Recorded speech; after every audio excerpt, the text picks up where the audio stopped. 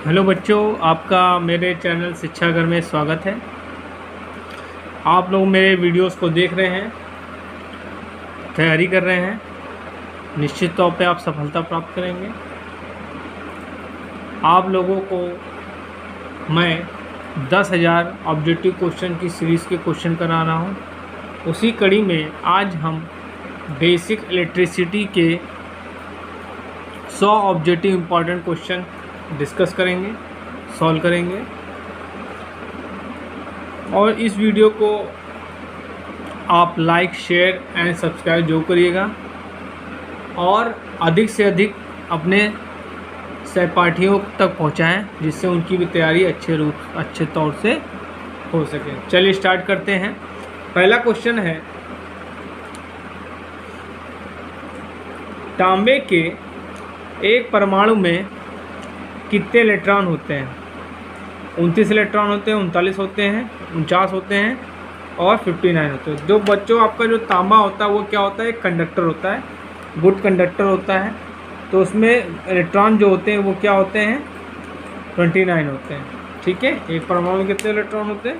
29 होते हैं। सबसे अच्छा कंडक्टर आपका क्या होता है? सिल्वर होता है। सिल्वर के बाद आपका कॉपर आता है और कॉपर में इलेक्ट्रॉनिक संख्या कितनी होती है? 29। चलिए अगला क्वेश्चन देखते हैं। बहुत इंपॉर्टेंट क्वेश्चन बच्चों, this is a very important question. बहुत इंपॉर्टेंट क्वेश्चन है। क्वेश्चन है, किसी चालक के अनुप्रस्थ काट से 1 सेकंड में 1 एम्पीयर धारा के प्रवाहित होने पर कितने इलेक्ट्रॉन प्रवाहित होते हैं?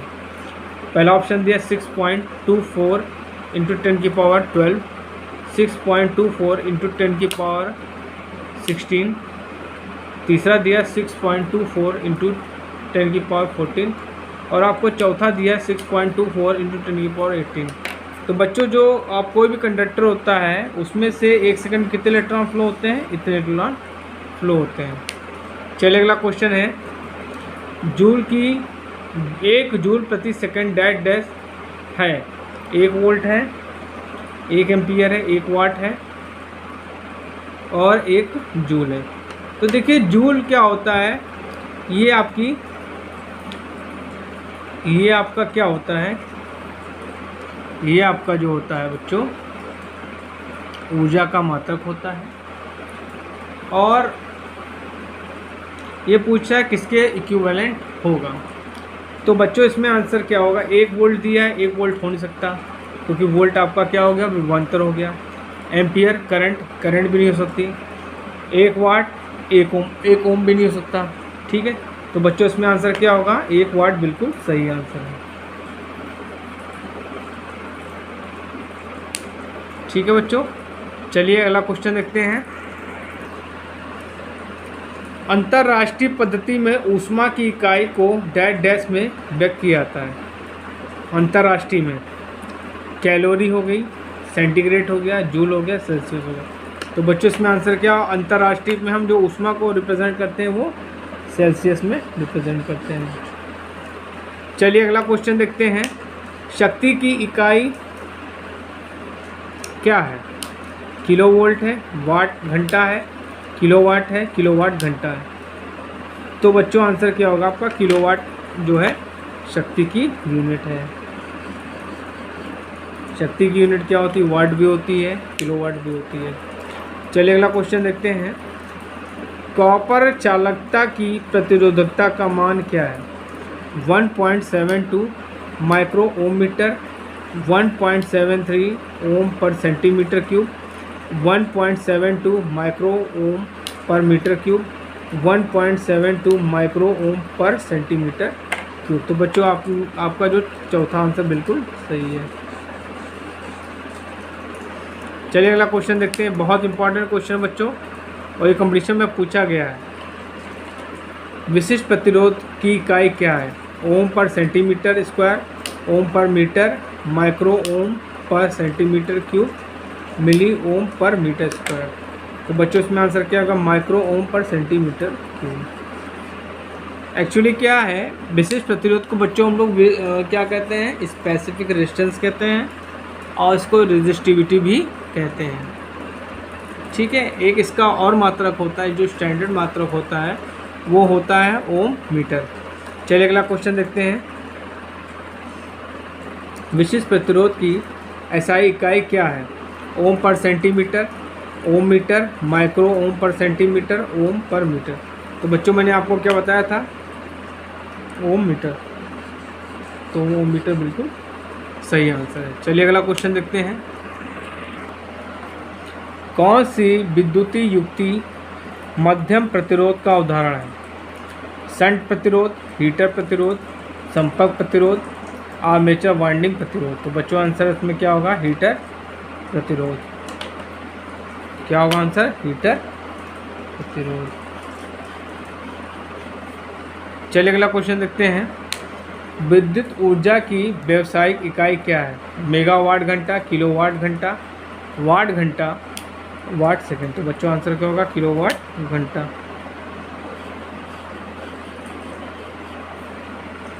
चलिए अगला क्वेश्चन देखते हैं।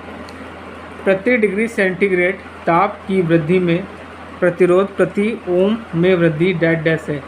धनात्मक ताप गुणांक, तापमान में वृद्धि, रैखिक गुणांक और ऋणात्मक तापमान गुणांक। तो बच्चों आंसर क्या होगा? धनात्मक ताप गुणांक। बच्चों आप मेरे वीडियोस को जरूर देखिए, बहुत इम्पोर्टेंट है। आप निश्चित तौर पे सफलता प्राप्त करेंगे। और इसको please like, share and subscribe जरूर करिए, जिससे और लोगों की भी तैयारी हो सके। चलिए अगला क्वेश्चन देखते हैं।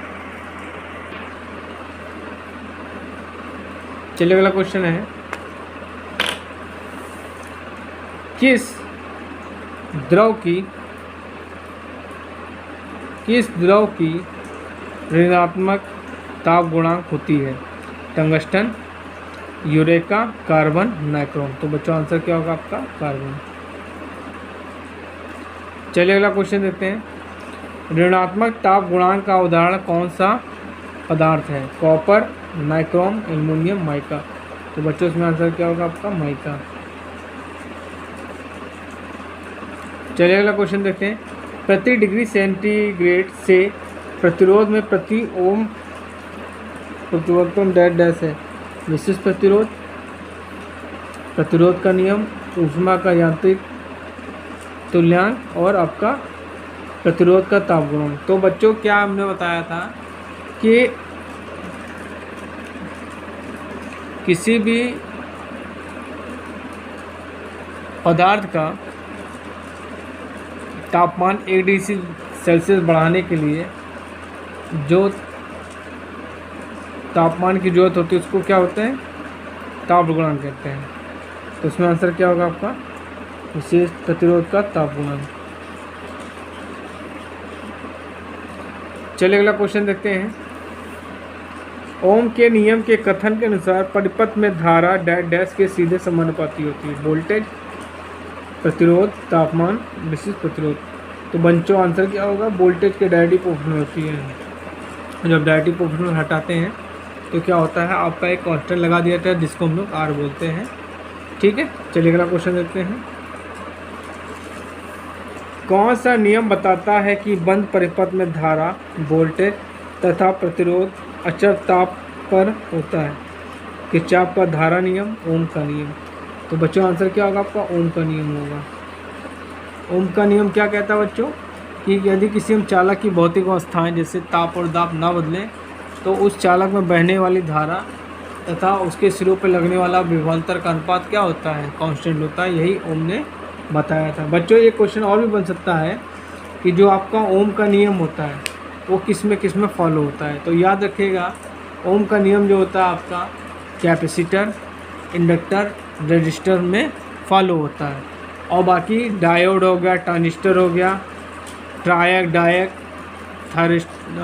सीआर, थर्स्टर, IGBT, ये सब जो हैं इलेक्ट्रॉनिक्स के जितने भी कंपोनेंट्स हैं उसमें ओम का नियम फॉलो नहीं होता।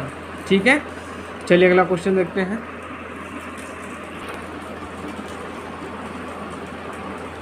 कौन सा नियम बताता है कि प्रत्येक बंद परिपथ में सभी वोल्टेज ह्रास का योग 0 के बराबर होता है? ओम का नियम, किरचॉफ का प्रथम नियम, किरचॉफ का द्वितीय नियम, कूलॉम का नियम।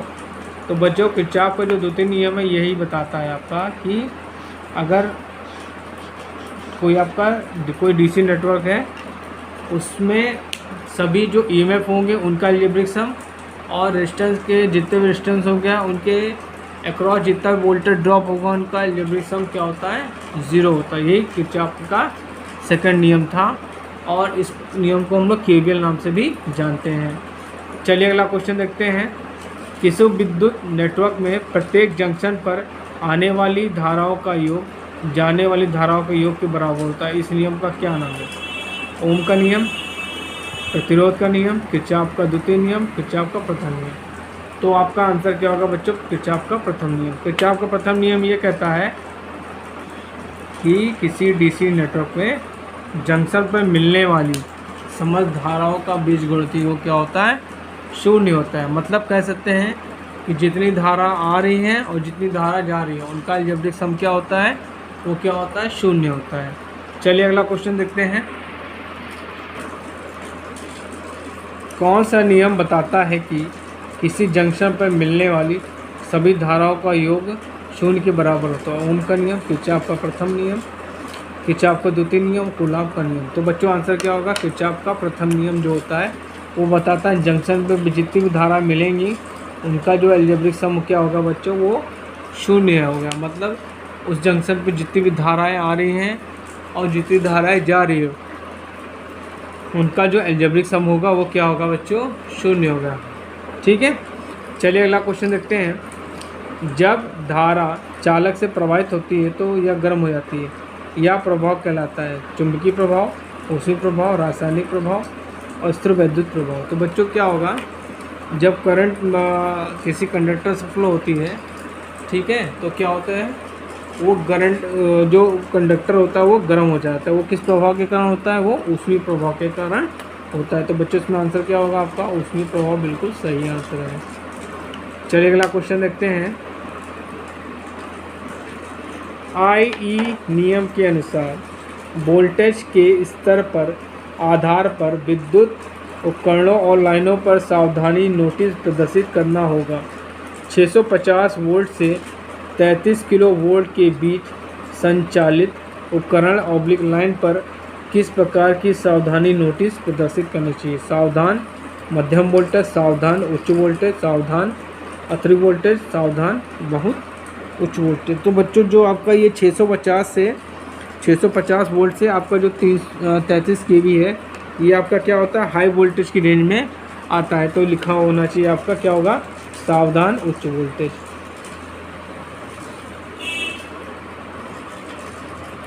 चलिए अगला क्वेश्चन देखते हैं। किसी थर्मल पावर स्टेशन में होने वाली ऊर्जा का रूपांतरण डैश डैश से है। ऊष्मीय ऊर्जा से विद्युत ऊर्जा और प्रकाश ऊर्जा से विद्युत ऊर्जा। तो बच्चों इसमें आंसर क्या होगा? ऊष्मीय ऊर्जा से विद्युत ऊर्जा। तो बच्चों आपका एक क्वेश्चन ये भी आ सकता है, आगे मैं आपको वीडियोस पढ़ाऊँगा, आपसे ये भी क्वेश्चन पूछ सकता है कि भारत में सबसे ज़्यादा किस पावर स्टेशन से बिजली का जनरेशन होता है? तो भारत में थर्मल पावर स्टेशन का ज़्यादा प्रयोग किया जाता है। लगभग 65% जो बिजली होती है भारत की वो थर्मल पावर प्लांट से जनरेट होती है बच्चों। और ये भी क्या होता है, इसमें हम लोग क्या करते हैं? कोयले का प्रयोग करते हैं। ठीक है, इतना आपको पता होना चाहिए। चलिए अगला क्वेश्चन देखते हैं। यदि धारा और वोल्टेज का मान ज्ञात हो तो शक्ति ज्ञात करने के लिए कौन सा सूत्र प्रयोग होगा?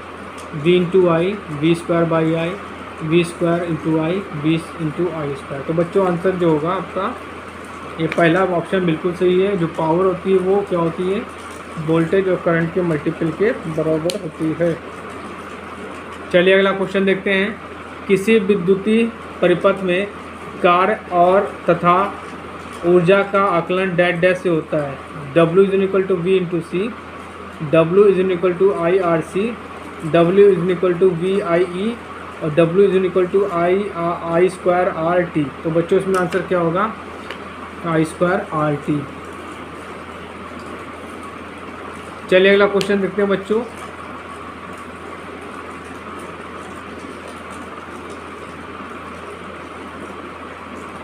वोल्ट मीटर, अमीटर और स्टाम्प वॉच से ऊर्जा के अवकलन की विधि डैश डैश है। KWH is equal to VIT upon 1000 into 60।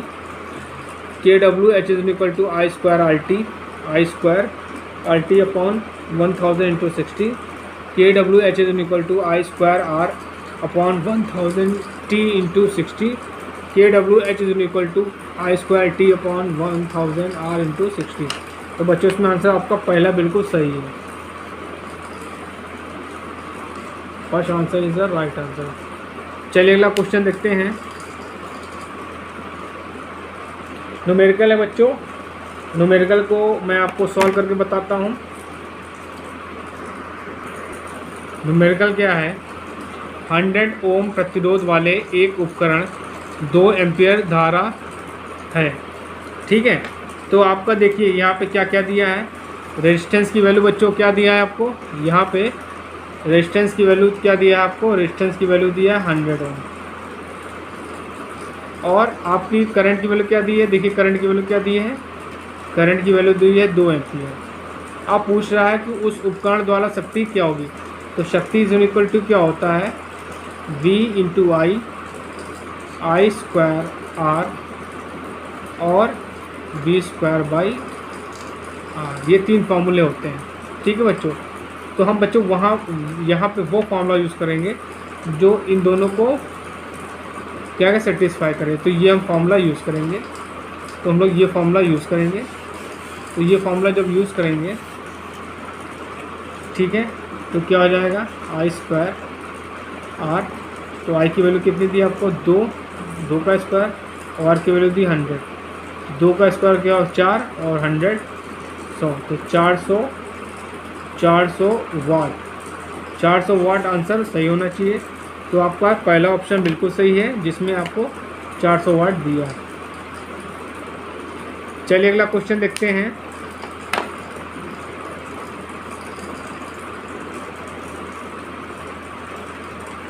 एक 1000 वाट के हीटर को 240 वोल्ट के AC सप्लाई से जोड़ा जाता है। हीटर द्वारा ली गई उस धारा आपको ज्ञात करनी है। तो देखिए अब चलिए इसको सॉल्व करते हैं। इसको कैसे करेंगे? देखिए यहाँ पे आपको क्या दिया है। यहाँ पे देखिए यहाँ आपको क्या दिया? पावर कितनी दी है? पावर आपको दी है 1000। तो पावर आपको दी है, देखिए पावर आपको कितनी दी है? 1000 वाट। और आपको सप्लाई कितनी दी है? 240 वोल्ट।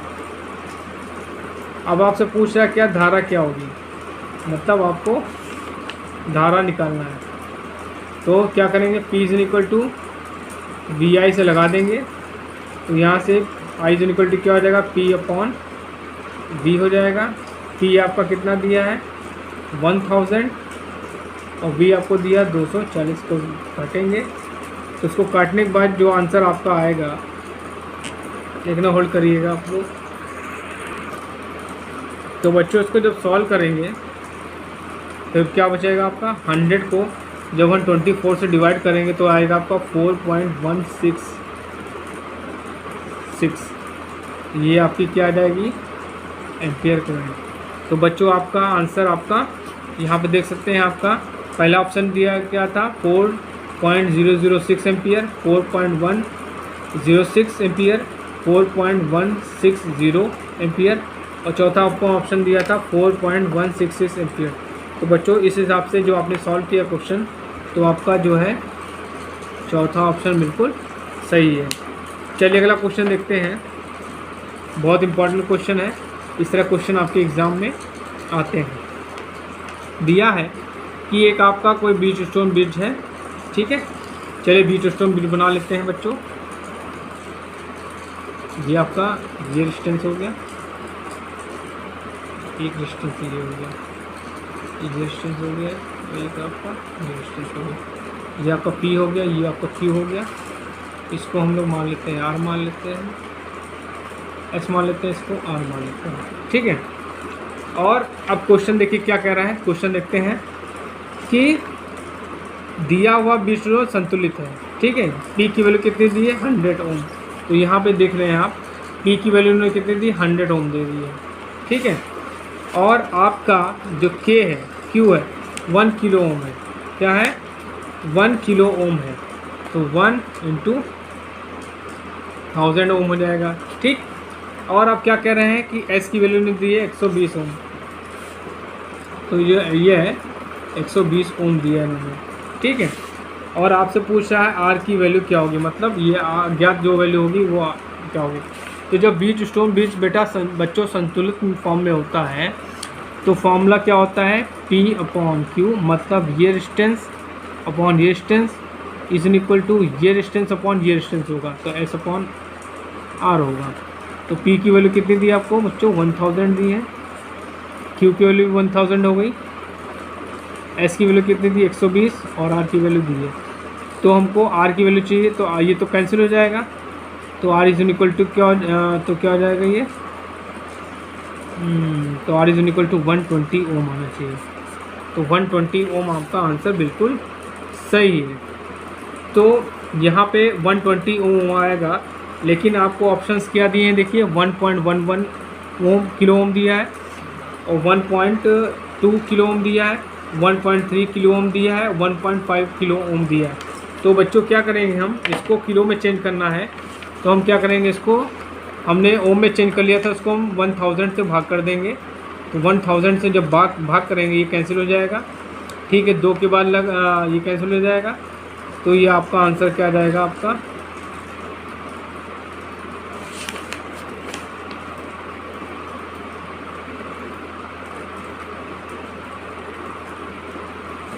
तो बच्चों इसमें आंसर आपका क्या आना चाहिए, इसमें आंसर उस हिसाब से आपका सेकंड आना चाहिए,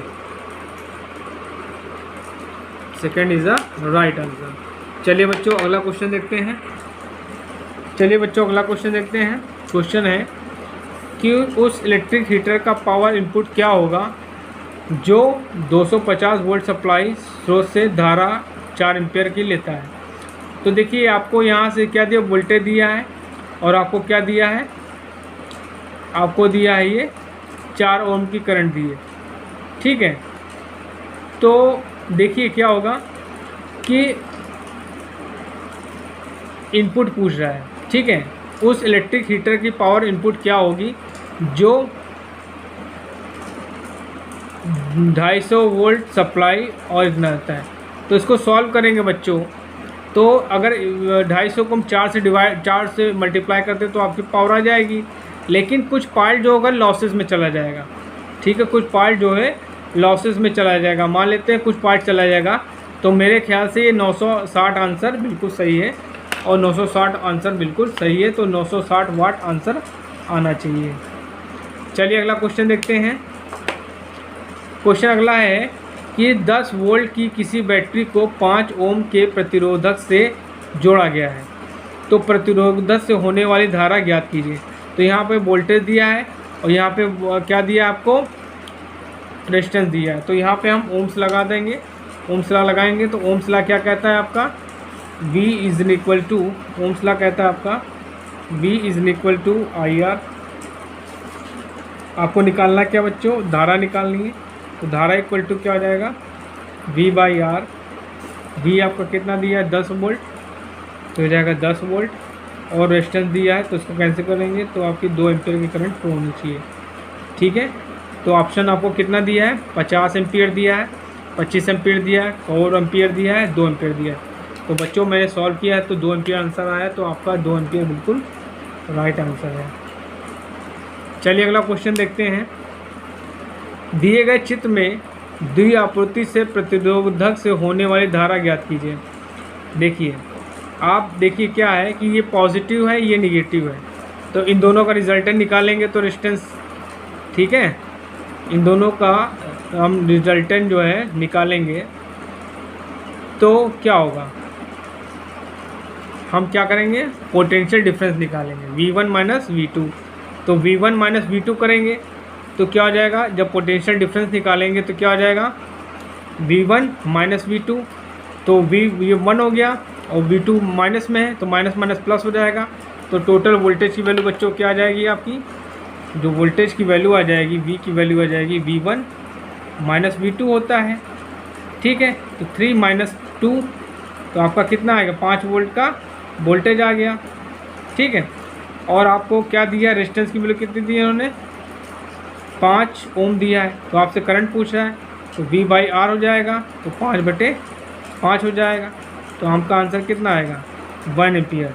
तो बच्चों इसमें देखते हैं ऑप्शंस क्या दिए हैं। 0.5 एम्पियर दिया है, 1 एम्पियर दिया है, 2 एम्पियर दिया है, 5 एम्पियर दिया है। तो बच्चों मैंने सॉल्व किया है, तो आपका क्या आंसर आया, 1 एम्पियर आया। तो 1 एम्पियर बिल्कुल सही आंसर है। चलिए अगला क्वेश्चन देखते हैं।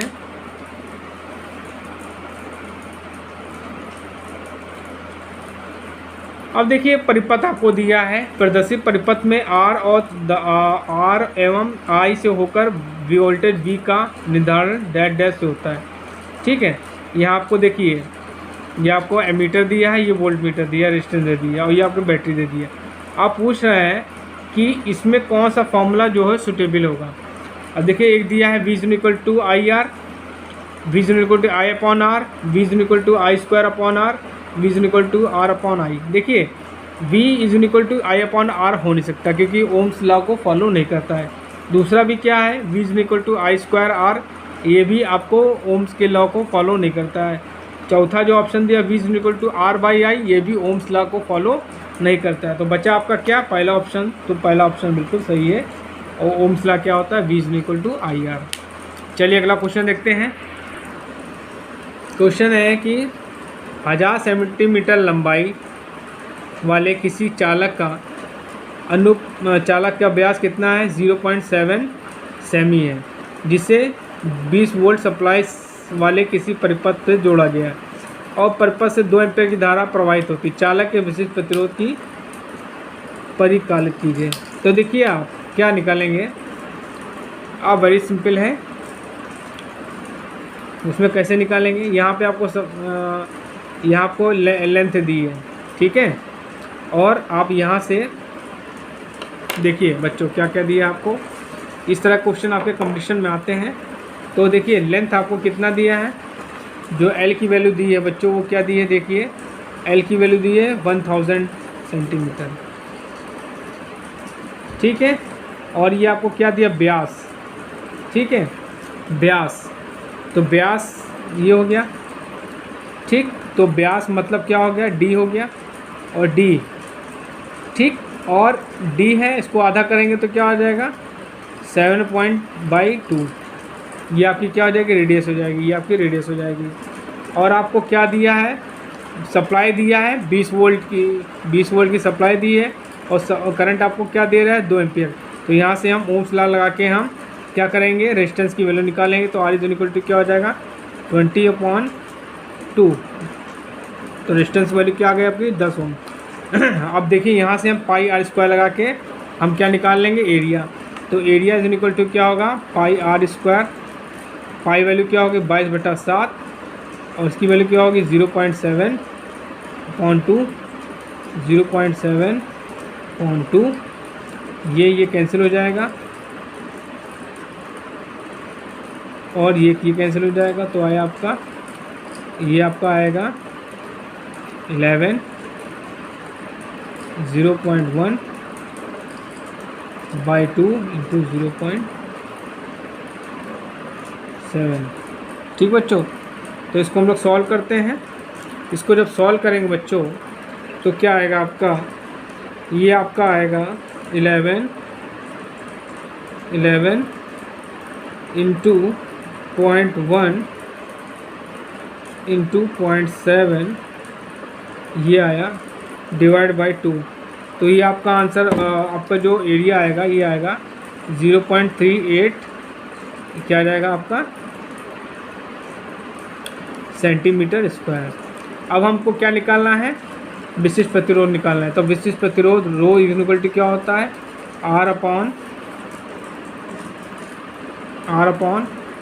R/A/L होता है, A/L होता है, ठीक है।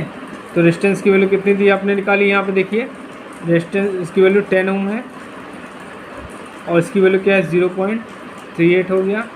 और L की वैल्यू कितनी है, 1000। 0 कैंसिल हो जाएगा तो 0.38 हो जाएगा और ये ऊपर चला जाएगा 10⁻³ हो जाएगा। ठीक है, तो जब इसको सॉल्व करेंगे तो इतना आना चाहिए। ठीक है, तो अब -3 इसको चाहे ऐसे लिख लिए चाहे ऐसे लिख लेंगे हम, तो ये पॉइंट्स क्या होंगे, इधर आ जाएंगे। ठीक है, तो आ जाएगा 0 0 पॉइंट, देखिए 3 के बाद है 3 क्या है, तो क्या हो जाएगा 2 लगाइए 3 और आगे खींचा जाए तो मतलब क्या आ जाएगा, ये आपका आ जाएगा 0.00, ठीक है 38 इतना अप्रॉक्सीमेटली आएगा ओम मीटर। ठीक है, और आपके ऑप्शंस क्या दिए हैं आपको, 0.3849 ओम पर सेंटीमीटर क्यूब। ठीक है, 0.03849 ओम पर सेंटीमीटर क्यूब, 0.003849। और अगला ऑप्शन आपको दिया है 0. यहाँ पे 0.000389, तो ये नहीं हो सकता, ये नहीं होंगे, तो आपका तीसरा ऑप्शन हमको बिल्कुल सही लग रहा है, तो मैंने आपको सॉल्व करके बताया है, तो ये आपका ये आंसर हो जाएगा। चलिए अगला क्वेश्चन देखते हैं। अब आपको बच्चों यहाँ पे एक फिगर दे दिया गया है, यहाँ पे आपको एक फिगर दे दिया गया है। अब ये पूछ रहा है कि इसके अक्रॉस जो होगा ये टोटल डिस्टेंस की वैल्यू क्या होगी। देखिए अब ध्यान से देखिए, ये डिस्टेंस जो है, ये दोनों डिस्टेंस क्या है, ये दोनों डिस्टेंस क्या है सीरीज़ में, तो सीरीज़ में अगर हम जोड़ेंगे तो सीरीज़ में जोड़ने का फॉर्मूला क्या होता है, 6 + 2 मतलब 8 ओम आ जाएगा। तो इन दोनों का जो रिजल्टेंट आएगा, ये फिगर ऐसे मॉडिफाई हो जाएगा, एक रेजिस्टेंस हो गया, एक रेजिस्टेंस होगा, और जो इन दोनों का रिजल्टेंट आएगा ये आ जाएगा। तो ये आपका 8 हो गया, ये आपका 24 हो गया, और ये आपका 6 हो गया। अब ये और ये आपका x y हो गया। अब देखिए ध्यान से देखिए, ये तीनों डिस्टेंस क्या हो गए, पैरेलल में हो गए, तो पैरेलल में फॉर्मूला लगा देंगे, तो 1/r = 1/6 + 1/24 1/8 1/r। एलसीएम आपका 24 हो जाएगा, 6 चौक 24, 1 और 8 त्रिक 24, तो ये बच्चों आ जाएगा आपका, ऊपर आ जाएगा 8, तो 8 = 24/8, तो 8 3 आंसर आना चाहिए। चलिए बच्चों हम लोग ऑप्शन देख लेते हैं क्या क्या दिए हैं इनके। देखिए बच्चों ऑप्शंस क्या दिए हैं, मैं अभी हमने सॉल्व करके आपको बताया, तो मेरा तो 3 ओम आ रहा है। देखिए ऑप्शन 3 ओम दिया है इसमें कि नहीं, पहला ऑप्शन दिया है 2 ओम, दूसरा ऑप्शन दिया है 3 ओम, तीसरा ऑप्शन दिया है 8 ओम, और चौथा ऑप्शन दिया है 38 ओम। तो मेरा आपका बच्चों मेरा जो आंसर आया है 3 ओम आया, तो आपका बी बिल्कुल आंसर सही है। ठीक है, चलिए अगला क्वेश्चन देखते हैं। ये क्वेश्चन कह रहा है कि एक लैंप है, ये पावर आपको दी है 200 वाट की, और ये आपको वोल्टेज दिया है 250 वोल्ट का गर्म प्रतिरोध ज्ञात करना है। तो यहाँ से आपको प्रतिरोध ज्ञात करना है, तो देखिए कैसे निकालते हैं। यहाँ पे देखिए, यहाँ पे पावर आपको कितनी दी है,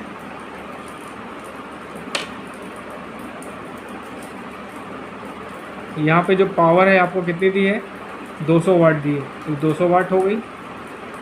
वोल्टेज आपको कितना दिया है, वोल्टेज आपको दिया 250 वोल्ट दिया है। आपसे पूछा डिस्टेंस की वैल्यू, तो जो पावर इज इक्वल टू क्या होता है, v²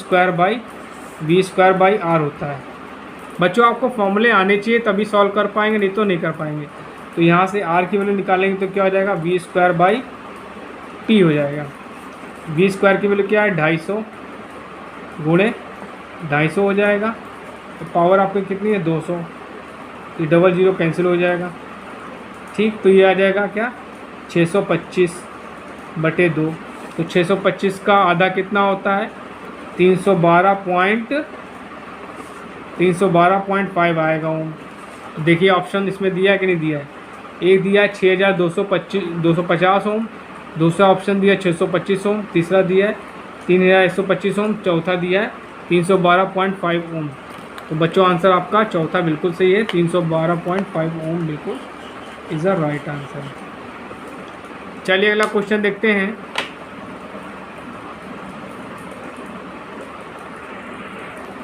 देखिए क्वेश्चन क्या है, दो लैंप बल्बों जिन पर 200 वाट ऑब्लिक 240 वोल्ट रेटिंग अंकित है को श्रेणी क्रम में जोड़ा गया है और संयुक्त सेट को क्या है 240 वोल्ट एसी सप्लाई मेन जोड़ गया है। परिपथ में कुल पावर खपत क्या होगी?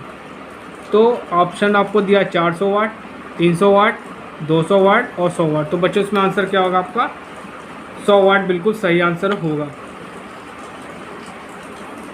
चलिए अगला क्वेश्चन देखते हैं।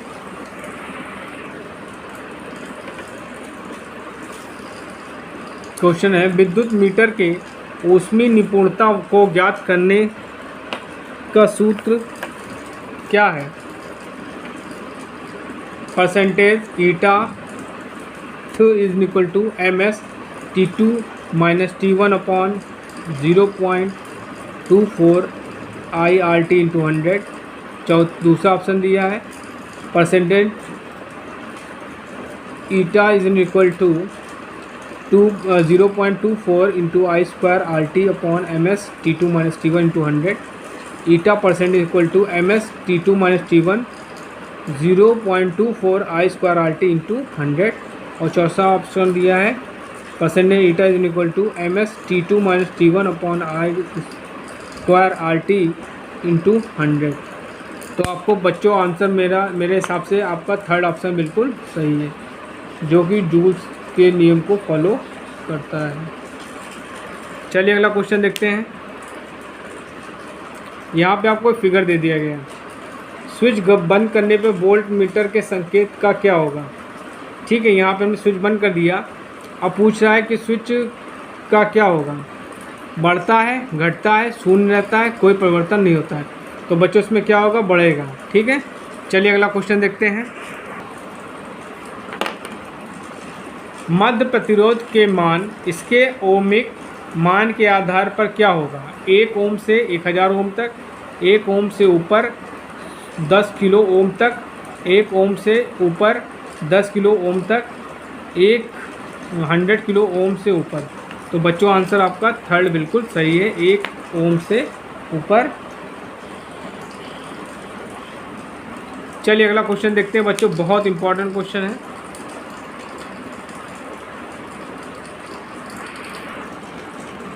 चित्र में व्हीटस्टोन ब्रिज में गैल्वेनोमीटर से होकर जब कोई धारा प्रवाहित नहीं होती है तो ब्रिज परिपथ को कहा जाता है। ठीक है, तो बच्चों इसमें ऑप्शंस क्या दिए हैं आपको? निर्गत दिया है, संतुलित दिया है, असंतुलित दिया है, खुला। तो बच्चों जब गैल्वेनोमीटर से कोई करंट फ्लो नहीं होती है उस कंडीशन को हम लोग क्या बोलते हैं? संतुलित कंडीशन बोलते हैं। मतलब आपको व्हीटस्टोन ब्रिज जो होता है संतुलित अवस्था में होगा। चलिए अगला क्वेश्चन देखते हैं।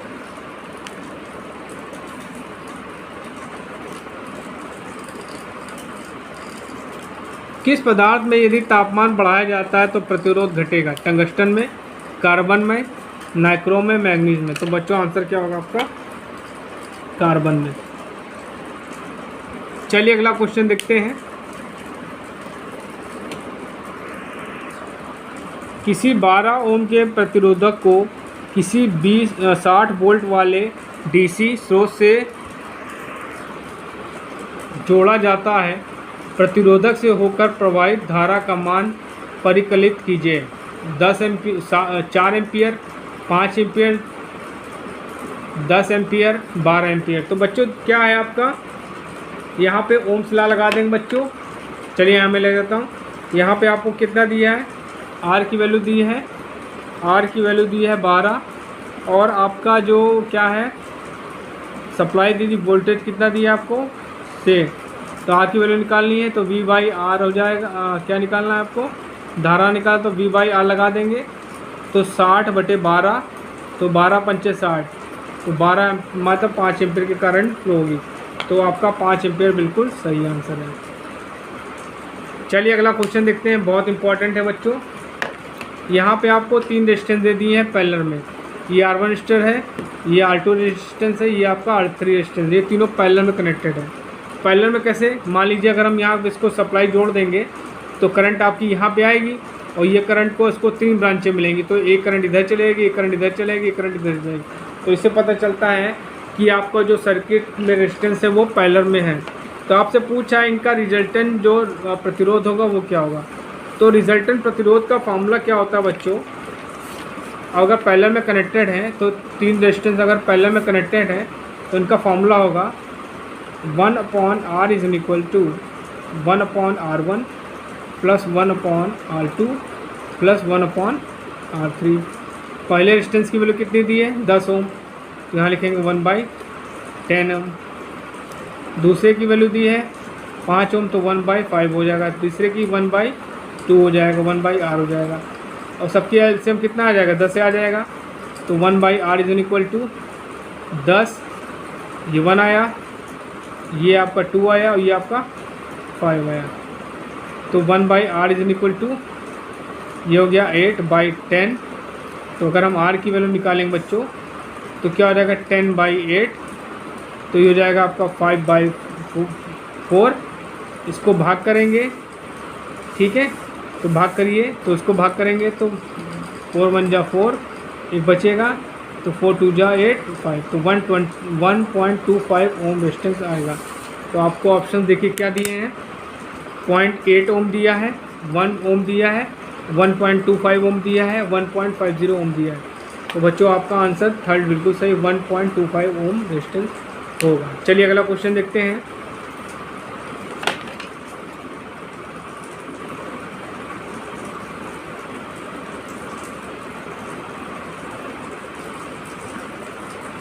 विद्युत ऊर्जा की व्यावसायिक यूनिट क्या है, वाट घंटा, किलोवाट एम्पियर, किलोवाट घंटा, वोल्ट एम्पियर। तो बच्चों आंसर क्या होगा आपका किलोवाट घंटा, बिल्कुल सही आंसर है।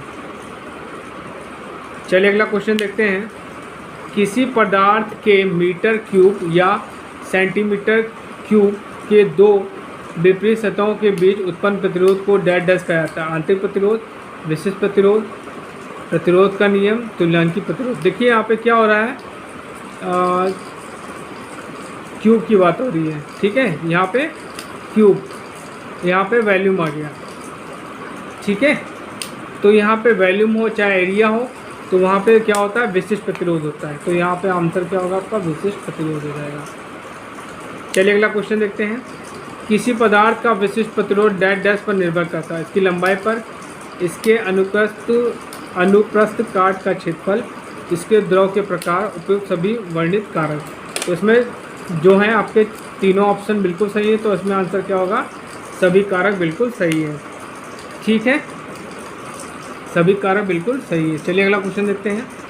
किसी प्रतिरोध में होकर प्रवाहित धारा का मान निर्भर करता है, केवल आरोपित प्रतिरोध वोल्टेज पर, केवल प्रतिरोधक के ओमिक मान पर, आरोपित वोल्टेज एवं प्रतिरोधक के ओमिक मान पर, उपरोक्त में से कोई। तो बच्चों आंसर क्या होगा, देखिए किसी प्रतिरोध से होकर प्रवाहित धारा का मान निर्भर करता है, तो क्या होगा वोल्टेज पे डिपेंड करेगा और रेजिस्टेंस पे डिपेंड करेगा बाय द ओम्स लॉ। तो आपका आंसर थर्ड बिल्कुल सही है, आरोपित वोल्टेज और प्रतिरोध के ओमिक मान पर निर्भर करेगा। चलिए अगला क्वेश्चन देखते हैं। अचर आरोपित वोल्टेज के लिए प्रतिरोधक से प्रवाहित धारा डैश डैश होता है, आर के समानुपाती होता है, आर के व्युत्क्रमानुपाती होता है, आर के बराबर होता है, आर के परिवर्तन के बावजूद अचर होता है। तो यहाँ पे क्या होगा आपका, यहाँ पे आपका सेकंड ऑप्शन बिल्कुल सही है, आर के व्युत्क्रमानुपाती होता है। चलिए अगला क्वेश्चन देखते हैं। ओम के नियम के अनुसार प्रतिरोध R, धारा I व विभवांतर के बीच संबंध से वर्णित होता है। V I is equal to V by R, R is equal to V by V into I, R is equal to I upon V और V is equal to I upon R। तो बच्चों पहला option बिल्कुल सही है, I is equal to V by R। चलिए अगला question देखते हैं। 60 ओम के प्रतिरोधक से होकर वोल्टेज ह्रास क्या होगा यदि इससे होकर 0 पॉइंट एम्पीयर धारा प्रवाहित होती है, ठीक है। तो देखिए यहाँ पे आपको क्या दिया है, धारा आपको वैल्यू क्या दी है, I की वैल्यू कितनी दी है, I की वैल्यू 0.1 दी है, ठीक है। और यहाँ पे R की वैल्यू क्या दी है, R की वैल्यू आपको दी है 60 दी है। तो आपसे वोल्टेज पूछ रहा है, ठीक, वोल्टेज ह्रास क्या होगा, तो लगा दीजिए V is equal to IR तो आई की वैल्यू 0.1, उसकी 60, तो आपका आंसर क्या होगा 6 वोल्ट। आंसर बिल्कुल सही है। तो आपका ये आपका बी आंसर बिल्कुल सही है। चलिए अगला क्वेश्चन देखते हैं। एक आपको चित्र दिया है, चित्र में प्रदर्शित तरीकों से जुड़े R1, R2, R3 का कुल प्रतिरोध क्या होगा। तो देखिए कुल तीनों रेजिस्टेंस क्या है, सेम है, तीनों रेजिस्टेंस सेम है। तो तीनों रेजिस्टेंस को हम सेम है तो R/3 कर सकते हैं। टोटल रेजिस्टेंस जो हो जाएगा क्या हो जाएगा, R/3 हो जाएगा। तो R की वैल्यू क्या है 60K/3, तो यह आपका आएगा 20K। ठीक है, तो 20K किलो ओम। तो बच्चों आंसर आपका पहला बिल्कुल सही है, 20 किलो ओम आएगा। ठीक है, चलिए अगला क्वेश्चन देखते हैं।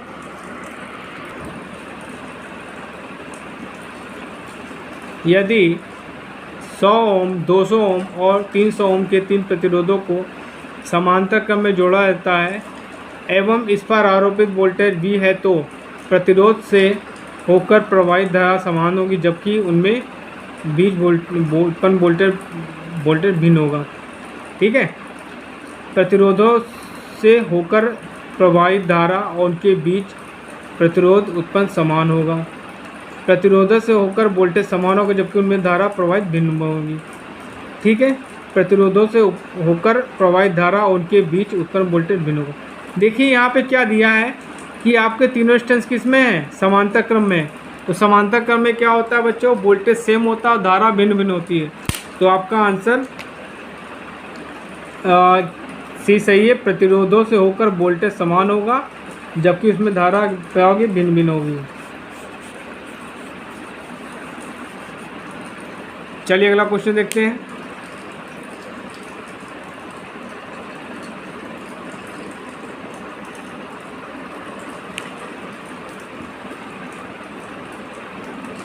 दिए गए परिपथ से होकर धारा का मान क्या होगा।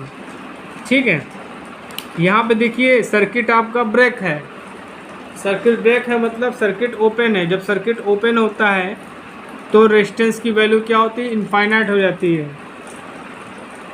और करंट की वैल्यू 0 होती है। तो उसमें आंसर क्या होगा आपका 0 एम्पियर बिल्कुल सही आंसर है। अगर आपका सर्किट ओपन है तो वहाँ पे करंट की वैल्यू क्या होगी, 0 हो जाएगी, हमेशा याद रखिएगा। चलिए अगला क्वेश्चन देखते हैं।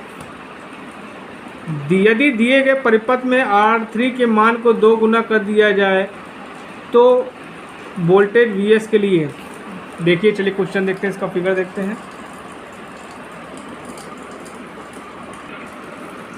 देखिए बच्चों यहाँ पे क्या दिया, ऑप्शंस क्या दिया है। यहाँ आपको पूछा है कि जो Vs होगा, वोल्टेज जो होगा सबके R1 R2 ये जो R3 यहाँ पे जो वोल्टेज होगा वो क्या होगा। इन्होंने कह दिया कि I3 का आधा हो जाएगा I2 और I3 का आधा हो जाएगा I2 अप्रवाहित रहेगा, सभी धाराएं प्रवाहित होंगी। तो देखिए इसमें धारा तो सारी प्रवाहित होंगी ना, उससे कोई मतलब नहीं। तो ऑप्शन आपका क्या है, चौथा बिल्कुल सही है।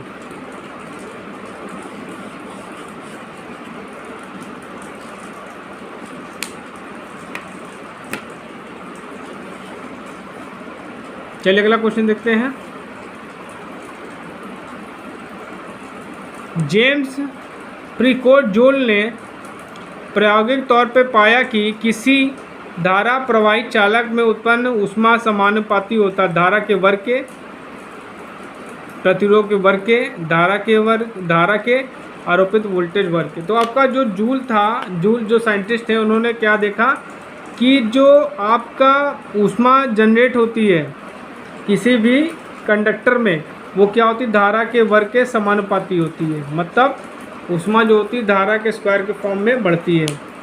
चलिए अगला क्वेश्चन देखते हैं कि यदि 20 वाट का कोई लैंप 250 वोल्ट के किसी सोर्स से जुड़ा तो परिपथ में धारा क्या होगी। देखिए आपको पावर दिया है, यहाँ पे पावर आपको कितनी दी है, 200 वाट दी है, और आपको वोल्टेज कितना दिया, 250। ठीक है, तो पावर इज इक्वल टू क्या होता है, VI होता है। ठीक, पावर आपको कितनी दी है, 200, वोल्टेज कितना दिया है, 250। आई की वैल्यू निकालनी है तो 200/250 हो जाएगा। तो इसको सॉल्व करेंगे तो क्या आ जाएगा, 20/25, और करेंगे तो क्या आएगा 4/5, इसको सॉल्व करेंगे तो 0.8 आएगा, तो आपका 0.8 आंसर आएगा, तो आपका आंसर सी सही है। चलिए अगला क्वेश्चन देखते हैं।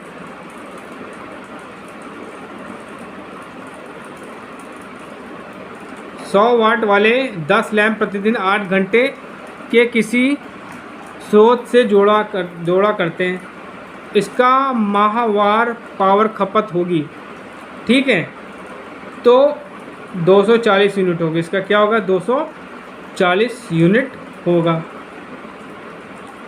ठीक है। चलिए अगला क्वेश्चन देखते हैं।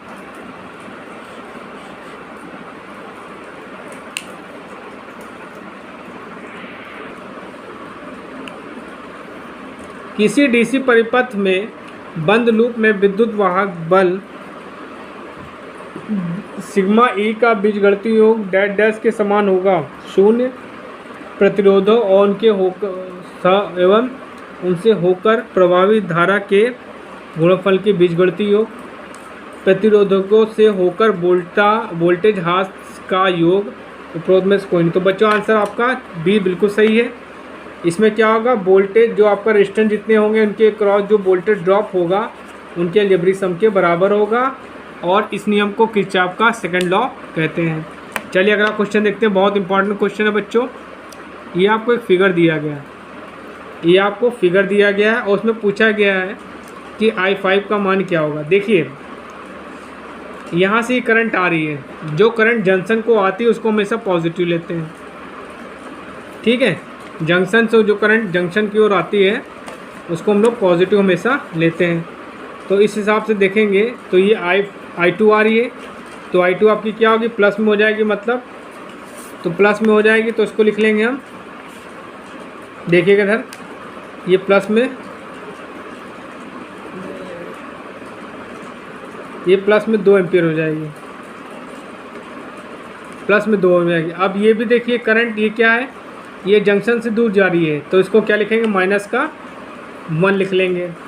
अब ये भी करंट क्या है, जंक्शन से दूर जा रही है, तो इसको माइनस का 3 लिखेंगे। अब देखिए ये I5 जो जंक्शन की ओर आ रही है, तो ये I5 प्लस का हो जाएगा। अब ये करंट जो है जंक्शन से दूर जा रही है, तो इसको भी माइनस का लिख लेंगे हम 5 इज इक्वल टू क्या हो जाएगा बच्चों, 0, ठीक है। तो देखिए ये क्या हो जाएगा, ये माइनस का 1 माइनस का 3 4 माइनस का 5 तो 9 हो जाएगा। तो -2 - 9 5 I5 इज इक्वल टू 0। तो यहाँ से अगर हम वैल्यू निकालेंगे तो माइनस का 7 आ जाएगा, प्लस का I5 इज इक्वल टू 0। तो I5 की वैल्यू बच्चों आ जाएगी 7 एम्पियर।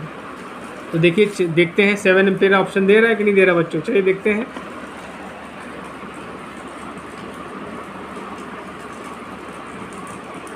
देखिए पहला ऑप्शन क्या दिया आपका, 1 एम्पियर दिया है, दूसरा आपका दिया 7 एम्पियर दिया, तीसरा दिया 4 एम्पियर और 3 एम्पियर। तो आपका आंसर क्या होगा, 7 एम्पियर। बिल्कुल सही है बच्चों, इसको भी हमने सॉल्व करके बताया है। चलिए अगला क्वेश्चन देखते हैं।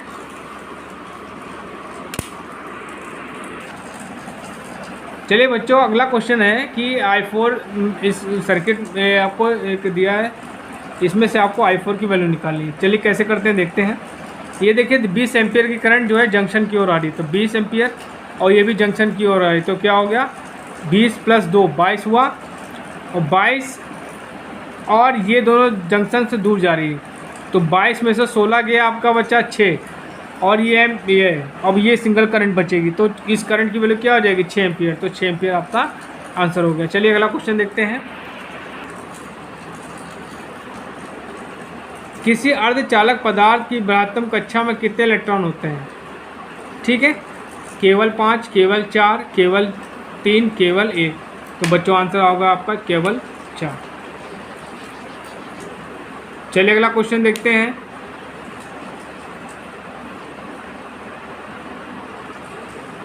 अर्धचालक परमाणु के बाहरी कक्षा में कितने स्वतंत्र इलेक्ट्रॉन होते हैं, 1 2 3 4। तो 4 इलेक्ट्रॉन बिल्कुल सही आंसर है। चलिए अगला क्वेश्चन देखते हैं। जर्मेनियम तत्व के असंतुलित इलेक्ट्रॉनों संख्या डैश डैश है 5 4 3 2। तो बच्चों आंसर क्या होगा आपका 4। चलिए अगला क्वेश्चन देखते हैं। एक सिलिकॉन परमाणु में इलेक्ट्रॉनों संख्या डैश डैश है 7 14 29 32। तो बच्चों आंसर क्या होगा आपका 14 बिल्कुल सही आंसर है। चलिए अगला क्वेश्चन देखते हैं। एल्युमिनियम परमाणु में कितने इलेक्ट्रॉन होते हैं 13 18 29 43। तो बच्चों आंसर क्या होगा आपका 13 इलेक्ट्रॉन होते हैं। चलिए अगला क्वेश्चन देखते हैं। सिलिकॉन परमाणु की सबसे बाहरी कक्षा में कितने इलेक्ट्रॉन हैं 3 4 5 4। तो बच्चों आंसर क्या होगा 4।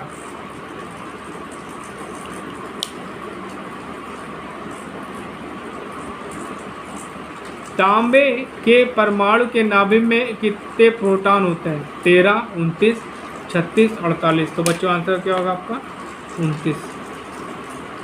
चलिए अगला क्वेश्चन देखते हैं। चांद के परमाणु में प्रोटॉन की संख्या डैश डैश है 8 12 16 47। तो बच्चों आंसर क्या होगा 47। चलिए अगला क्वेश्चन देखते हैं।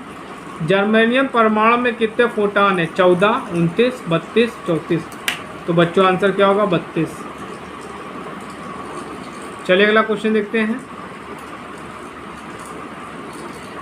एक कंडक्टर के आर पार 1 सेकंड में मुक्त इलेक्ट्रॉन होंगे घूमेंगे 2.64 इंटू 10 की पावर 16 4.64 इंटू 10 की पावर 18 6.24 इंटू 10 की पावर 18 6.24 इंटू 10 की पावर 20। तो आंसर आपका सी बिल्कुल सही है।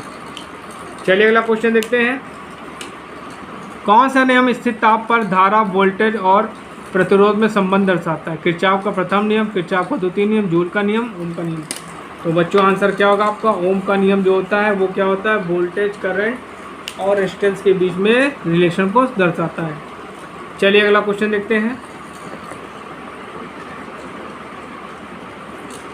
ओम के नियम कथन के अनुसार परिपथ धारा के व्युत्क्रमानुपाती होते वोल्टेज प्रतिरोध विशेष प्रतिरोध विद्युत धारा विद्युत मात्रा। तो आंसर क्या होगा विद्युत प्रतिरोध। चलिए अगला क्वेश्चन देखते हैं। प्रतिरोध की इकाई डैश डैश है महो वोल्ट ओम एम्पियर। तो आंसर क्या होगा आपका ओम। चलिए अगला क्वेश्चन देखते हैं।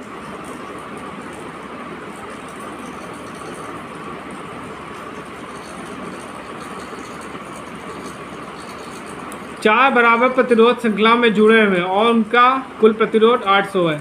तो वही समांतर जोड़ने पे कुल प्रतिरोध क्या होगा। देखिए ये आपके क्या श्रेणी में जुड़े तो एक प्रतिरोध क्या हो जाएगा आपका 200 का हो जाएगा और 200 को हम समांतर में जोड़ दिए तो समांतर में क्या हो जाएंगे समांतर में अगर सेम प्रतिरोध है तो R/4 हो जाता है। तो R/4 मतलब 200/4। तो आंसर आएगा आपका 50 ओम। तो प्रत्येक प्रतिरोध के मान क्या होगा 50 ओम आंसर आएगा।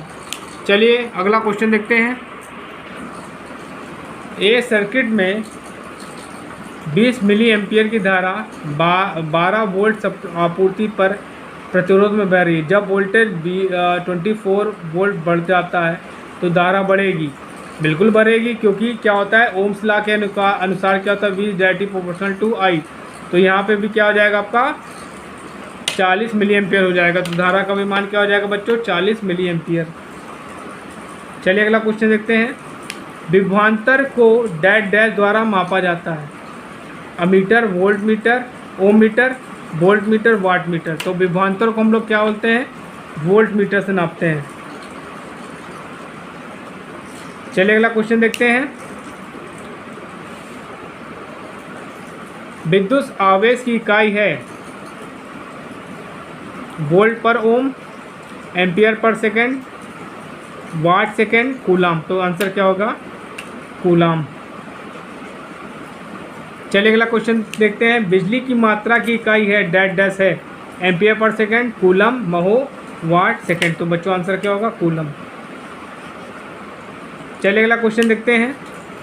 वाणिज्यिक विद्युत शक्ति की इकाई क्या है एम्पियर घंटा किलोवाट घंटा किलोवाट एम्पियर सेकेंड।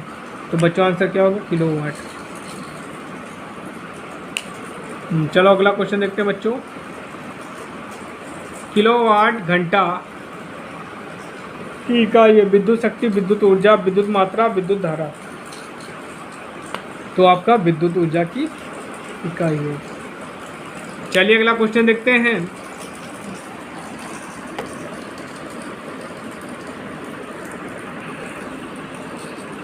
विशिष्ट प्रतिरोध रो ज्ञात करने का सूत्र।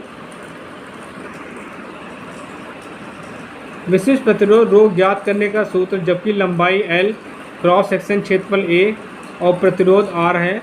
रो is equal to L by R A ohm per centimetre cube. Rho is equal to R A oblique L ohm per centimetre cube. Rho is equal to R upon A L ohm per centimetre cube. Rho is equal to A L upon R। तो बच्चों आपका answer क्या होगा? दूसरा बिल्कुल सही है। ये बच्चों होता है rho is equal to R L by A। ठीक है, चलिए अगला क्वेश्चन देखते हैं। यदि दी गई लंबाई के धातु का तार का व्यास 2 गुना है तो उसका प्रतिरोध होगा 2 गुना आधा 1/, समान 1/4 हो जाएगा। देखिए आपका क्या कह रहा है कि क्या है कि यदि लंबाई धातु के तार का व्यास का 2 गुना है, यदि धातु के तार का व्यास दुगना है, तो देखिए R इज इक्वल टू क्या होता है? 1/, ये होता है, इन्वर्सली होता है। ठीक है, तो यहाँ पे क्या हो जाएगा? आपका 1/4 हो जाएगा। चलिए अगला क्वेश्चन है, किस सामग्री में नकारात्मक ताप गुणांक की विशेषता है? Manganese, aluminium, eureka, carbon. तो बच्चों आंसर क्या होगा आपका? कार्बन। चलिए अगला क्वेश्चन देखते हैं। वीडियो बहुत बड़ा हो गया बच्चों।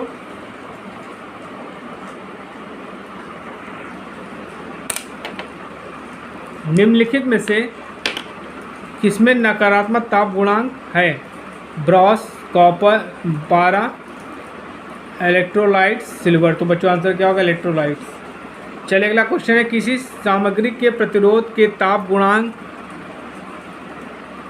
को ज्ञात करने का सूत्र है। RT is equal to R0 minus alpha T. RT is equal to R0 1 plus alpha T. RT is equal to R0 plus alpha. RT is equal to 1 plus R0 into alpha T. तो बच्चों आपका second option बिल्कुल सही है। चलिए अगला question देखते हैं। जूल लॉ का उपयोग करके उत्पन्न ऊष्मा गणना की जाती है। H is equal to 0.24 IRT, H is equal to 0.24 I square RT, H is equal to 0.24 I square R, H is equal to 0.24 I square T। तो बच्चों आंसर आपका डी बिल्कुल सही है। चलिए अगला क्वेश्चन देखते हैं। कौन सा कथन कहता है कि धारा के प्रत्येक जंक्शन पर आने वाली धाराओं का योग जाने वाली धाराओं के योग के बराबर है? ओम का नियम, किरचॉफ का करंट लॉ, किरचॉफ का वोल्टेज लॉ, लेंज लॉ। तो किरचॉफ का करंट लॉ को जो है पहला नियम कहते हैं, और ये बताता है कि डीसी नेटवर्क में, इसी डीसी नेटवर्क में जंक्शन पर मिलने वाली समस्त धाराओं का बीजगणितीय योग 0 होता है। चलिए अगला क्वेश्चन देखते हैं। किसी भी इलेक्ट्रिक नेटवर्क में प्रत्येक जंक्शन पर आने वाली धाराओं का योग जाने वाली धाराओं के योग के बराबर। तो इस नियम को क्या है? ओम का नियम, किरचॉफ का दूसरा नियम, प्रतिरोध का नियम, किरचॉफ का प्रथम नियम। तो आपका किरचॉफ का प्रथम नियम कहलाएगा ये। इसी को हम लोग केसीएल कहते हैं। चलिए अगला क्वेश्चन देखते हैं। बच्चों ये क्वेश्चन दे दिया आपको, एक फिगर दे दिया गया। अब इसमें पूछ रहा है कि कौन सा ऑप्शन सही है। देखिए ये I1 करंट आपकी आ रही है तो इसको हम लिखेंगे प्लस। ये I2 करंट आ रही है तो इसको भी लिखेंगे हम लोग प्लस। ये I3 करंट जा रही है तो इसको बराबर करके यहाँ लिख देंगे I3, क्योंकि माइनस में होगा तो हम उधर ले रहे हैं। I4 भी आपकी जा रही है और I5 भी आपकी जा रही है। तो क्या हो जाएगा? I1 plus I2 equal to I3 plus I4 plus I5। तो जो ऑप्शन आपको ये दे रहा है ये बिल्कुल सही होगा। तो आपका तीसरा ऑप्शन बिल्कुल सही, यही ऑप्शन दे रहा है जो हमने अभी सॉल्व कराया है। चलिए अगला क्वेश्चन देखते हैं। बहुत इंपॉर्टेंट क्वेश्चन है बच्चों। यहाँ पे आपको बीट स्टोन ब्रिज का एक फिगर दे दिया गया है। बीट स्टोन ब्रिज का एक फिगर दे दिया गया है और बताया गया कि संतुलित है, मतलब इस। हेलो बच्चों, आपका मेरे चैनल शिक्षागर में स्वागत है। इससे पहले के वीडियो में मैंने आपको बेसिक इलेक्ट्रिसिटी के 94 ऑब्जेक्टिव क्वेश्चन सॉल्व करवाए थे। आज उसी कड़ी में मैं आपको 50 और ऑब्जेक्टिव क्वेश्चन बेसिक इलेक्ट्रिसिटी से सॉल्व कराऊंगा। आप इस वीडियो को जरूर देखिएगा, क्योंकि ये जो वीडियो है आपके लिए आने वाले CBT एग्ज़ाम और जो वैकेंसी अभी आई है UPPCL TG2 की, उसके लिए बहुत इम्पॉर्टेंट है। और इस वीडियो को लाइक, शेयर एंड सब्सक्राइब जो करिएगा। चलिए स्टार्ट करते हैं। कह रहा है, आपको दिया है कि व्हीट स्टोन ब्रिज नेटवर्क में जैसा कि चित्र में दिखाया गया है ABCD संतुलित है। ये आपके जो ABCD है ये संतुलित है, जहाँ पे P की वैल्यू 500 ओम दिया है, Q की वैल्यू 250 ओम दिया है, S की वैल्यू 12 ओम दिया है। तो आपसे पूछा है इस RS जो RX प्रतिरोध है इसकी वैल्यू क्या होगी। तो बच्चों एक बात ध्यान रखिएगा, जब बीट स्टोन ब्रिज संतुलन अवस्था में रहता है तो इस रेजिस्टेंस का अनुपात इन दोनों रेजिस्टेंस का अनुपात इन दोनों रेजिस्टेंस के अनुपात के बराबर होता है। तो क्या हो जाएगा, अगर हम इसको सॉल्व करेंगे तो क्या हो जाएगा, P/Q इज इक्वल टू होगा आपका S/RX होगा। अब P की वैल्यू क्या है आपको देखिए दी है, यहाँ पे 500 ओम दी है, तो रखिए 500 ओम। और यहाँ पे इसकी वैल्यू क्या दी है आपको, Q की 250।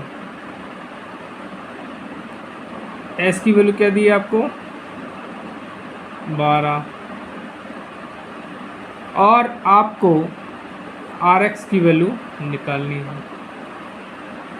तो इसको सॉल्व करेंगे तो यहाँ पे आपका क्या आएगा 2 आ जाएगा। यहाँ पे बच्चों आपका क्या आएगा 2 आएगा।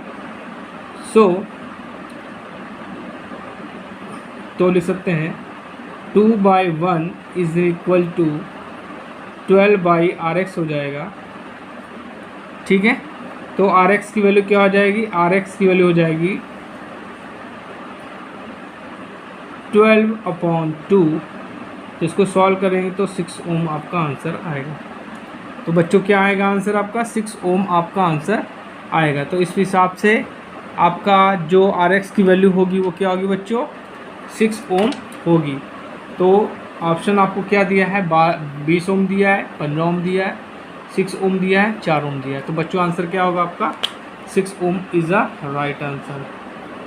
चलिए अगला क्वेश्चन देखते हैं। इसी तरह बीट स्टोन ब्रिज नेटवर्क में ABCD संतुलित है, जहाँ पे यहाँ पे P की वैल्यू 100 ओम दी है, ये P की जो रेजिस्टेंस की वैल्यू है ये 100 ओम दी है। Q की जो वैल्यू है वो क्या दी है 1000 ओम दी है। S की वैल्यू दी है 130 दी है। आपसे फिर वही कह रहा है RX निकालना है। तो जब ये क्या होगा ABCD जब संतुलित होंगे तो क्या होगा फॉर्मूला मैंने आपको बताया ऊपर, P/Q is in equal to, मतलब ये रेजिस्टेंस अपॉन ये resistance is in equal to ये रेजिस्टेंस अपॉन ये रेजिस्टेंस बराबर होंगे। तो क्या हो जाएगा P/EQ इक्वल टू S/RX। ठीक है, ये होगा। अब देखिए P की वैल्यू इन्होंने कितनी दी है 100, तो यहाँ पर रखिए, यहाँ पे क्या हो जाएगा 100 हो जाएगा। Q की वैल्यू इन्होंने दी है क्या 1000, तो यहाँ पर रखेंगे 1000 रखेंगे। S की वैल्यू इन्होंने दी कितनी है 130 दी है, तो यहाँ रखेंगे 130 रखेंगे। और RX की वैल्यू में निकालनी है, तो इसको कैंसिल आउट करेंगे तो यहाँ पे क्या बचेगा 10 बचेगा। तो हम क्या लिख सकते हैं, 1/10 इज इक्वल टू 130/RX। इसको हमने क्रॉस मल्टीप्लाई कर दिया तो RX की वैल्यू क्या हो जाएगी आपकी 130 इंटू 10, तो आपका आ जाएगा 1300 ओम। तो इस रेजिस्टेंस की वैल्यू क्या होगी 1300 ओम आएगा आंसर। तो पहले ऑप्शन क्या दिया है 1300 ओम दिया है, दूसरा दिया 10,000 ओम, तीसरा दिया 13,000 ओम और चौथा दिया 15,000 ओम। तो बच्चों आंसर क्या होगा आपका, जैसा कि आपने सॉल्व करके निकाला भी है, तो इसका आंसर क्या होगा 1300 ओम। चलिए बच्चों अगला क्वेश्चन देखते हैं। क्या रहा है, संतुलित स्थिति में डिटेक्टर के माध्यम से बहने वाला धारा डैश डैश के बराबर है 1 एम्पियर, 0 एम्पियर। असमान भुजाओं में बहने वाले धाराओं का योग, आसन भुजाओं में बहने वाली धाराओं के बीच का अंतर। तो बच्चों उस कंडीशन पे क्या होगा, ठीक है, जब जैसे आप ऊपर से देख लीजिए, यहाँ पे जब ये क्या होगा संतुलित होगा, ये जो व्हीटस्टोन ब्रिज होगा आपका संतुलित स्थिति में होगा, उस कंडीशन पे जो आपको डिटेक्टर दिया है इसमें करंट की वैल्यू क्या होगी 0 होगी। मतलब इसमें करंट आपकी क्या होगी 0 फ्लो होगी, मतलब ये विक्षेपित नहीं होगा, डिफ्लेक्ट नहीं होगा, ठीक है। तो इसलिए इस कंडीशन पे क्या होगी, जो धारा होगी वो क्या होगी 0 एम्पियर होगी। धारा की वैल्यू क्या होगी, धारा बहेगी नहीं, इसलिए 0 एम्पियर होगा। चलिए अगला क्वेश्चन देखते हैं। ब्रिज की माप में सटीकता डैश डैश पर निर्भर करती है, डिटेक्टर की संवेदनशीलता, एम्प्लॉयड वोल्टेज, संकेतक की सटीकता, डिटेक्टर या अप्लाइड वोल्टेज की संवेदनशीलता। तो बच्चों आंसर आपका चौथा सही है, डिटेक्टर या अप्लाइड वोल्टेज की संवेदनशीलता पर निर्भर करता है। चलिए अगला क्वेश्चन देखते हैं।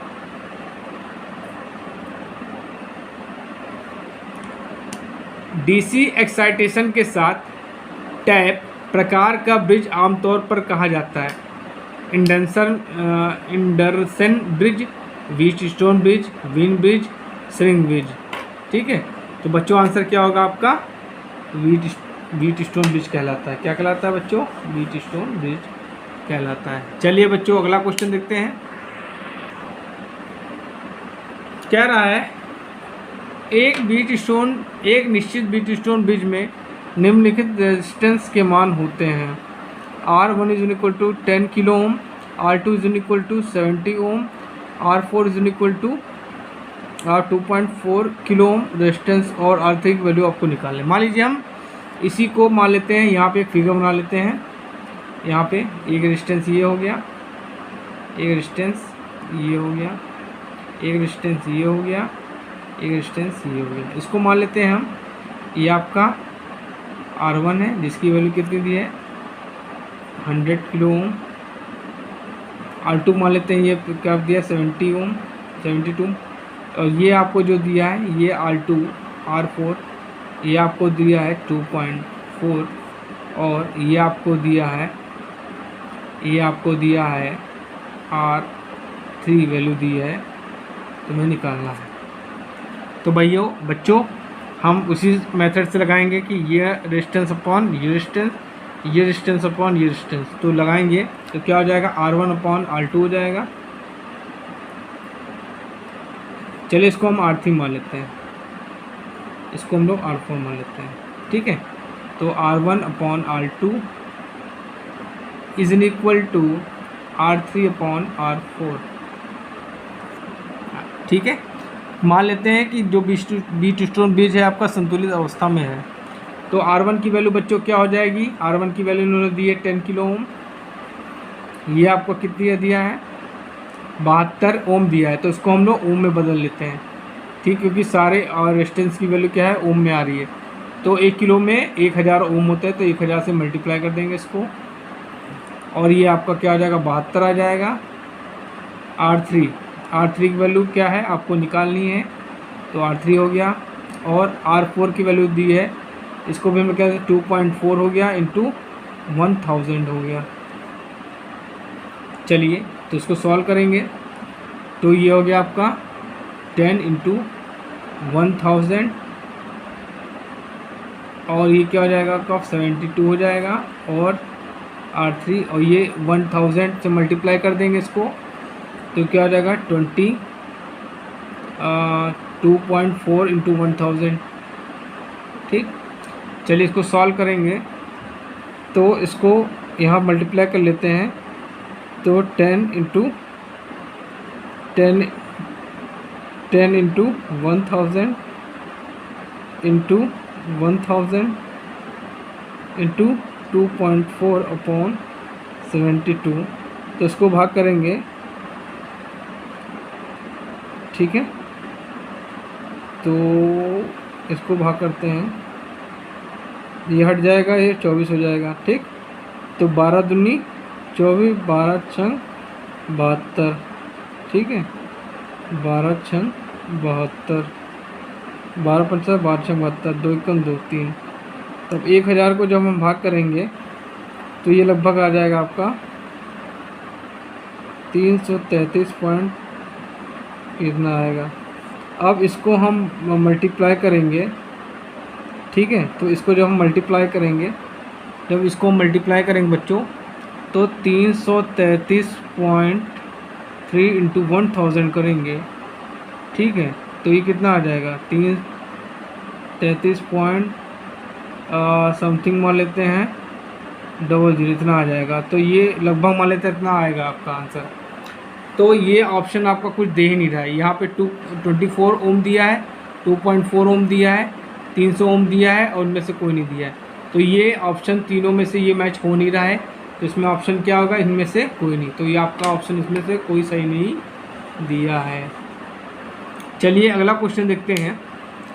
क्वेश्चन एक कह रहा है कि ओम के नियमानुसार वैधता के लिए शर्त यह है कि तापमान स्थिर रहना चाहिए, करंट वोल्ट के समानुपाती होना चाहिए, प्रतिरोध वायर वाउंड के प्रकार की होनी चाहिए, ये सभी। तो बच्चों ओम का नियम ये कहता है कि यदि चालक की भौतिक अवस्थाएं ना बदली जाएं, सबसे पहला पॉइंट यही कहता है कि यदि किसी चालक की भौतिक अवस्थाएं ना बदली जाएं, मतलब आपका ताप और दाब को चेंज नहीं करना है, वो कांस्टेंट रहेगा।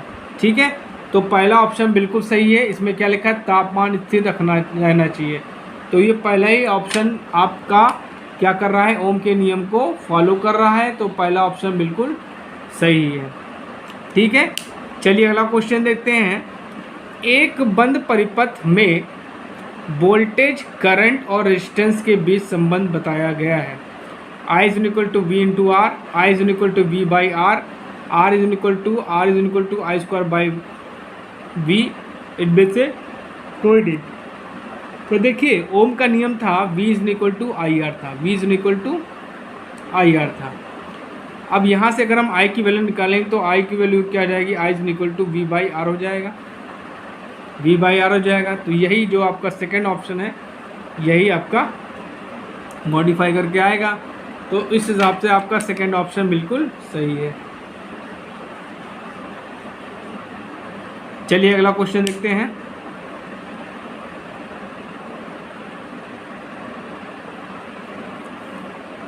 देखिए क्या कह रहा है, बहुत ही टेढ़ा क्वेश्चन है थोड़ा।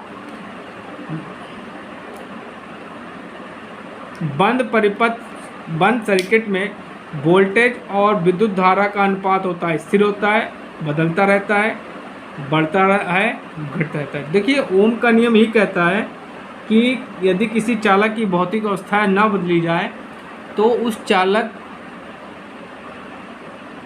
में बहने वाली धारा तथा उसके सिरों पे लगने वाला विभवांतर का अनुपात नियत रहता है। मतलब ओम्स लॉ बताता है कि V upon I is equal to constant. ठीक है, तो ये कांस्टेंट मतलब क्या, स्थिर है। तो पहला ऑप्शन बिल्कुल सही है, जो कहता है स्थिर रहता है। चलिए अगला क्वेश्चन देखते हैं। ये क्वेश्चन टेढ़ा है। यदि किसी एक बंद सर्किट में वोल्टेज आधा हो जाता है, ठीक, तो मान लेते हैं वोल्टेज क्या होता है आपका, ये V/2 हो जाता है। V डैश जो है वोल्टेज क्या होता है, आधा हो जाता है, और रेजिस्टेंस दुगना हो जाता है। R डैश की वैल्यू क्या होती है, दुगना मतलब 2R हो जाता है। अब पूछा करंट हो जाता है, तो देखिए अब इसको दिमाग लगा के सॉल्व करेंगे। देखिए ओम्स लॉ क्या कहता है, चलिए इसको यहाँ सॉल्व कर देते हैं थोड़ा। V इज इक्वल टू क्या होता है, IR होता है बच्चों, V is equal to IR होता है। अब यहाँ पे हम सब वैल्यू उठा कर रख देते हैं। V की वैल्यू क्या है, V/2 है, R की वैल्यू क्या है, 2R है। ठीक, तो अब क्या करेंगे, ये 2 इधर मल्टीप्लाई में है तो क्या आ जाएगा, और ये आपकी करंट हो गई। ठीक, तो अगर हम यहाँ से अगर कंपैरिजन करें, ठीक है बच्चों, तो क्या होगा, यहाँ से अगर हम कंपैरिजन करेंगे, ठीक, तो मान लेते हैं यहाँ पे 1/2 रख दे दिया आपको, यहाँ पे 1/2 रख दिया, इसको यहाँ पे हमने 2 ही रखा। ठीक है, तो करंट की वैल्यू क्या आ जाएगी, ये 2 नीचे चला आएगा तो I की वैल्यू क्या आ जाएगी, 1/4। तो आपका ऑप्शंस क्या दिया है, 4 गुना होगा, 2 गुना होगा, 1/4 होगा, आधा होगा।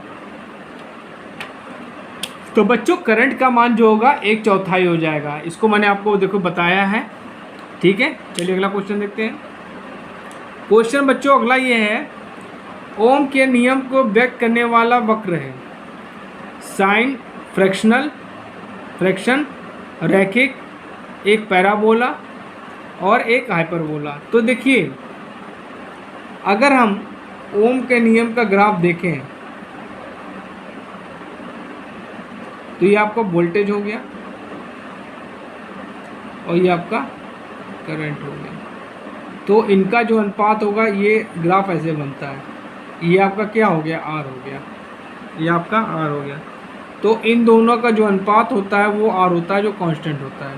ठीक, तो और यहाँ से आपको क्या दिख रहा है, जो ग्राफ दिख रहा है आपको क्या है, रेखीय दिख रहा है। तो इसका आंसर क्या होगा बच्चों, रेखीय। तो ग्राफ क्या होता है, ओम के नियम का कौन सा ग्राफ व्यक्त करता है, रेखीय व्यक्त करता है। चलिए अगला क्वेश्चन देखते हैं। एक रैखिक अवरोधक वो है जो पालन करता है डैश डैश, एम्पियर का नियम, लेंज का नियम, ओम का नियम, किरचॉफ का नियम। तो जो रैखिक अवरोधक होता है वो हमेशा ओम के नियम को फॉलो करता है। ओम के नियम को कौन कौन फॉलो करते हैं ये भी आप जान लीजिए। आपका रेजिस्टेंस हो गया, कैपेसिटेंस हो गया,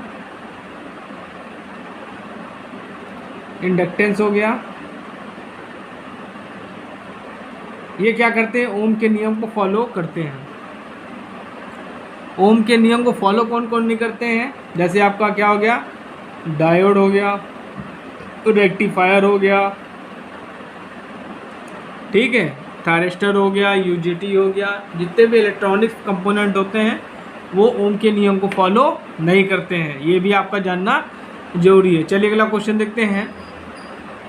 वोल्ट V और रेजिस्टेंस R के मान ज्ञात होने पर धारा को ज्ञात करने का सूत्र है I is equal to V into R, I is equal to R by V, V is equal to I upon R, I is equal to V by R। देखिए ओम का नियम क्या कहता है, V is equal to IR। अब यहाँ पे धारक पूछा है तो आधारक वैल्यू क्या निकालेंगे, ये हो जाएगा V बाई R। तो आपका ऑप्शन क्या है, चौथा बिल्कुल सही है। This is your right answer, I is equal to V by R। चलिए अगला क्वेश्चन देखते हैं। परमाणु में सबसे हल्का कण कौन है, प्रोटॉन है, न्यूट्रॉन है, इलेक्ट्रॉन है, सभी समान वजन के होते हैं। तो सबसे हल्का जो होता है बच्चों वो होता है इलेक्ट्रॉन, उसके बाद भारी होता है आपका प्रोटॉन, भारी होता है, उसके बाद सबसे भारी जो होता है आपका न्यूट्रॉन होता है। चलिए अगला क्वेश्चन देखते हैं। प्रति सेकंड कितने इलेक्ट्रॉन प्रवाह 1 एम्पियर करंट का उत्पादन करता है। तो मैंने आपको बताया था कि कोई भी आपका अच्छा कंडक्टर होता है उसमें कितने इलेक्ट्रॉन 1 सेकंड फ्लो होते हैं, 6.25 इंटू 10⁻18 इलेक्ट्रॉन जो होते हैं फ्लो होते हैं। तो ऑप्शन आपको दिया है 6.25 इंटू 10⁻18, 6.25 इंटू 10⁻19, 1.602 इंटू 10⁻19 और चौथा ऑप्शन दिया आपको 6.25 इंटू 10⁸8। तो बच्चों पहला ऑप्शन बिल्कुल सही है जो कि मैंने आपको बताया है, इसको लॉक कर दीजिए। और बच्चों जो मैं आपको मेहनत से पढ़ा रहा हूँ, आप लोगों की UPPSL की तैयारी करा रहा हूँ, ITI की तैयारी करा रहा हूँ, TG2 की तैयारी करा रहा हूँ, CBT एग्ज़ाम की तैयारी कर रहा हूँ, तो आप लोग मेरे चैनल को लाइक शेयर एंड सब्सक्राइब जरूर करिए, जिससे और बच्चों का भी भला हो सके। चलिए अगला क्वेश्चन देखते हैं। गैसों में धारा का प्रवाह किसके कारण होता है? केवल इलेक्ट्रॉन, धनात्मक ऋणात्मक आयन, इलेक्ट्रॉन और ऋणात्मक आयन, इलेक्ट्रॉन धनायन और ऋणात्मक आयन। तो बच्चों आपका चौथा ऑप्शन बिल्कुल सही है। चलिए अगला क्वेश्चन देखते हैं, बहुत इंपॉर्टेंट है बच्चों, ये पूछा गया है कंपटीशन में कई बार। सिलिकॉन में डैश डैश वैलेंस इलेक्ट्रॉन होते हैं? 4 होते हैं, 3 होते हैं, 5 होते हैं, 6 होते हैं। बच्चों हमेशा याद रखिएगा, सेमीकंडक्टर आपका कोई भी हो, चाहे जर्मेनियम हो चाहे सिलिकॉन हो, उसकी बाहरी सेल में इलेक्ट्रॉन्स कितने होंगे? 4 होंगे। क्या होंगे? कितने होंगे बेटा? 4 होंगे। ठीक है, तो इसमें पहला ऑप्शन बिल्कुल सही है। चलिए अगला क्वेश्चन देखते हैं। जब एक सामान्य परमाणु एक इलेक्ट्रॉन खो देता है तो परमाणु सकारात्मक पॉजिटिव आयन बन जाता है, ऋणात्मक आयन बन जाता है, विद्युत रूप से न्यूट्रल हो जाता है। चौथा ऑप्शन दिया आपको, स्थानांतरित होने के लिए बाध्य होता है। तो पहला ऑप्शन बिल्कुल सही है, सकारात्मक आयन बन जाता है। चलिए अगला क्वेश्चन देखते हैं। एक चालक में विद्युत धारा का प्रवाह किसके प्रवाह के कारण होता है? इलेक्ट्रॉन, प्रोटॉन, इलेक्ट्रॉन और आयन, आवेशित आयन। तो बच्चों यहाँ तो ऑप्शन आपको दिया है इलेक्ट्रॉन, लेकिन यहाँ पे सही ऑप्शन बिल्कुल देखा जाए तो यहाँ पे मुक्त इलेक्ट्रॉन होना चाहिए। क्या होना चाहिए? मुक्त इलेक्ट्रॉन। आपका धारा के प्रवाह का कारक क्या है? आपका मुक्त इलेक्ट्रॉन होता है। तो ऑप्शन आपका पहला बिल्कुल सही है और यहाँ पे मुक्त इलेक्ट्रॉन होना चाहिए। चलिए अगला क्वेश्चन देखते हैं।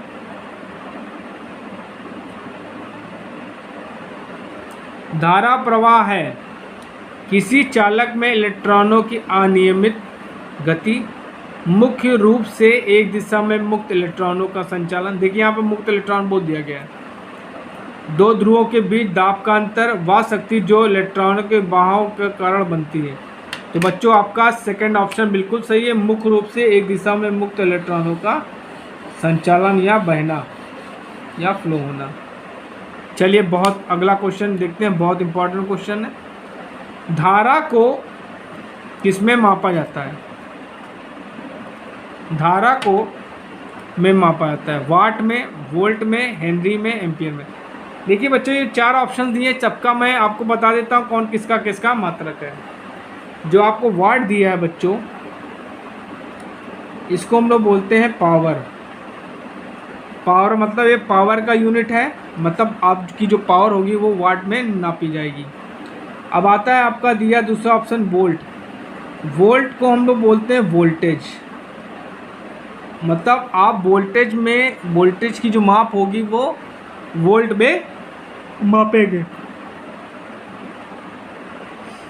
अब आपका हेनरी, हेनरी जो होता है ये होता है इंडक्टेंस का यूनिट होता है। अब आते हैं एम्पियर पे। एम्पियर, एम्पियर जो होता है करंट को मापा जाता है। ठीक है, करंट को एम्पियर में मापा जाता है। और प्रतिरोध को हम लोग ओम में नापते हैं, ओम में रेजिस्टेंस को मापते हैं। ठीक, अगर आपसे पूछा जाए कि चालकता किस में मापी जाती है, कंडक्टेंस बोलते हैं चालकता को, इसको मानते हैं महो और साइमन में। अगर आपसे पूछा जाए स्पेसिफिक रेजिस्टेंस की यूनिट क्या होती है,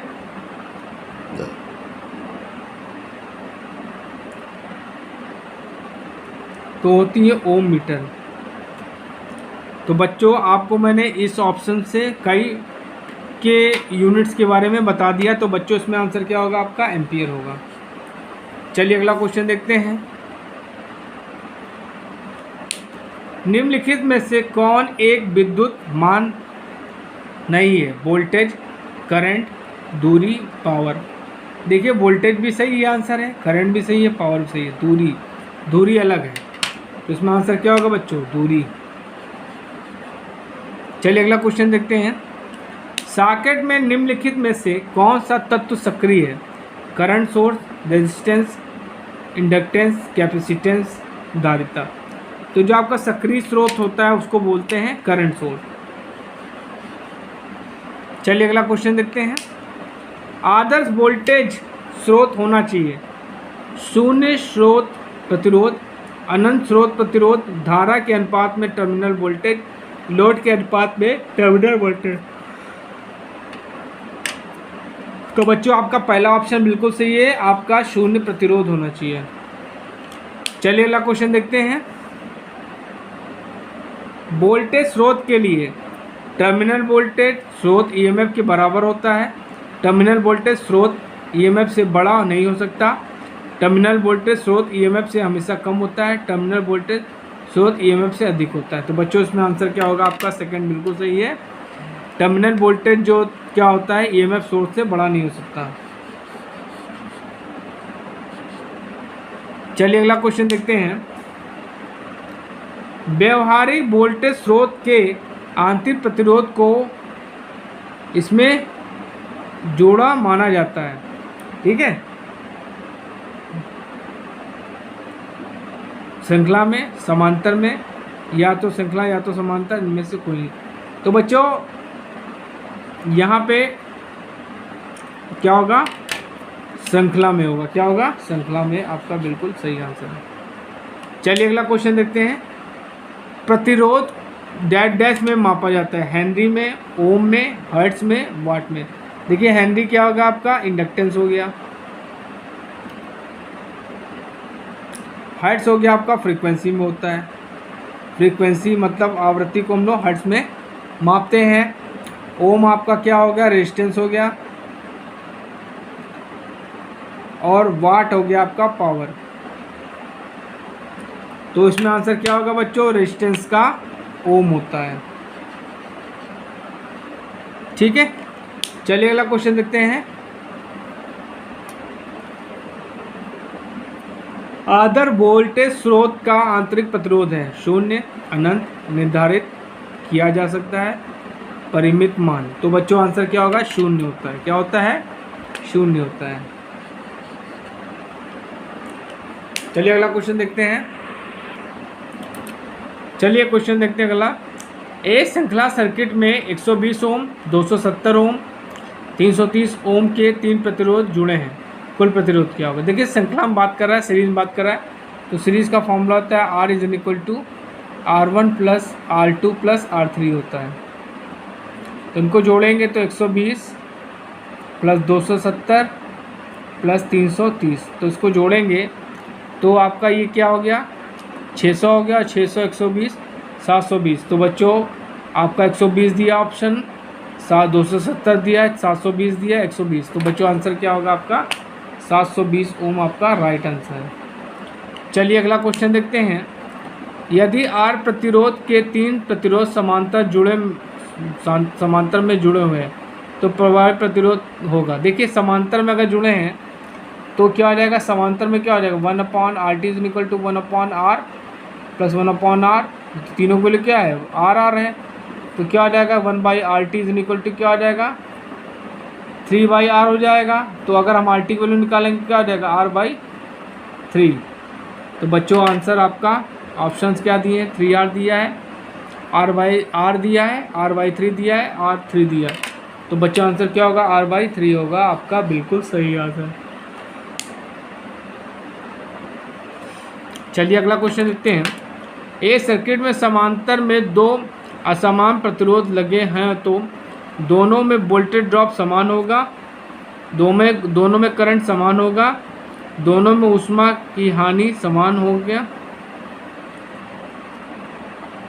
तो बच्चों इसमें आंसर क्या होगा आपका? पहला ऑप्शन बिल्कुल सही है, दोनों वोल्टेज समान होगा। चलिए अगला क्वेश्चन देखते हैं। किस मात्रा में एक इकाई किलोवाट आवर होती है? ऊर्जा में, पावर में, समय में, चार्ज में? तो बच्चों आंसर क्या होगा? ऊर्जा में। चलिए अगला क्वेश्चन देखते हैं। विद्युत ऊर्जा की इकाई है kilowatt, KVA, KVR, kilowatt hour. तो बच्चों आंसर क्या होगा? Kilowatt hour. चलिए अगला क्वेश्चन देखते हैं। आंतरिक अर्धचालक पदार्थ डैश इलेक्ट्रॉनों के वैलेंस सेल में द्वारा निर्धारित होता है 1, 2, 4, 6। तो बच्चों मैंने आपको पहले बताया था कि जो सेमीकंडक्टर होते हैं उनके आउटर सेल में इलेक्ट्रॉन कितने होते हैं? 4 होते हैं। चलिए अगला क्वेश्चन देखते हैं।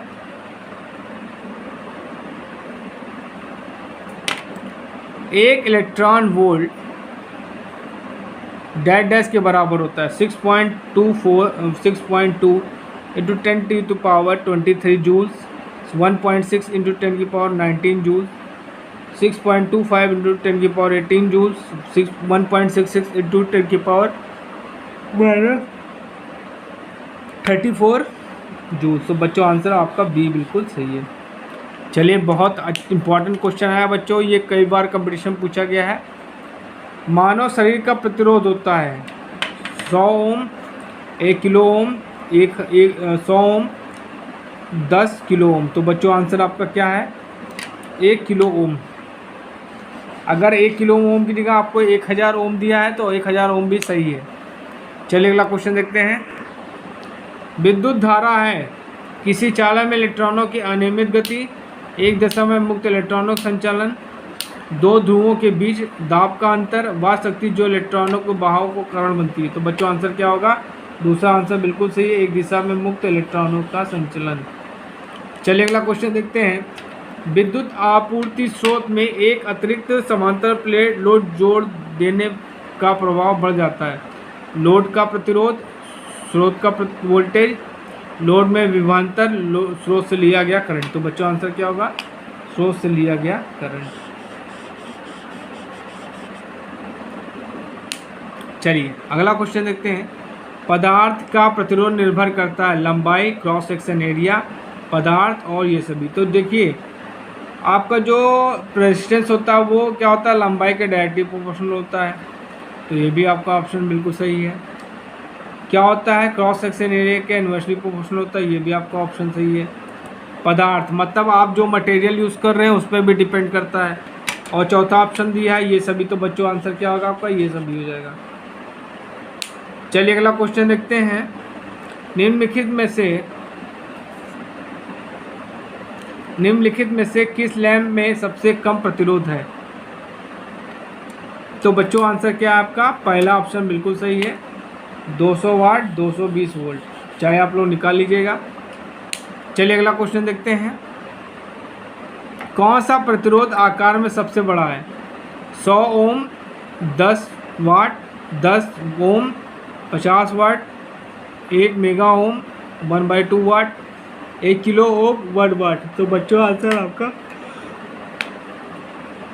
बी बिल्कुल सही है। बी इज अ बिल्कुल राइट आंसर।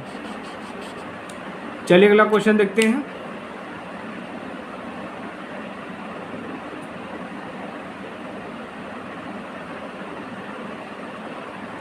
प्रतिरोधक क्षमता की इकाई है ओम, ओम मीटर, ओम पर मीटर स्क्वायर, ओम पर मीटर। तो आपका ऑप्शन बी बिल्कुल सही है, ओम मीटर। चलिए अगला क्वेश्चन देखते हैं।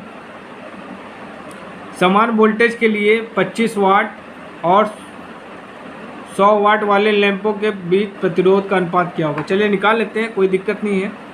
देखिए पावर इज इक्वल टू क्या होता है? Power is equal to I square R होता है। ठीक है, तो यहाँ पे आपको क्या दिया है? पावर आपको दी 25, तो 25 I स्क्वायर, ये होगा आपका R1 हो गया।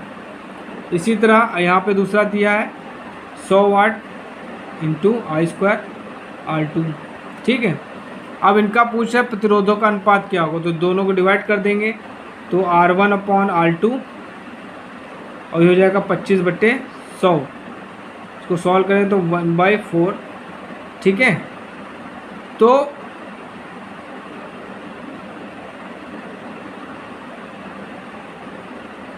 तो आपका आंसर क्या आएगा बच्चों, 1/4। 1/4 आपका आंसर बिल्कुल सही है। चलिए अगला क्वेश्चन देखते हैं।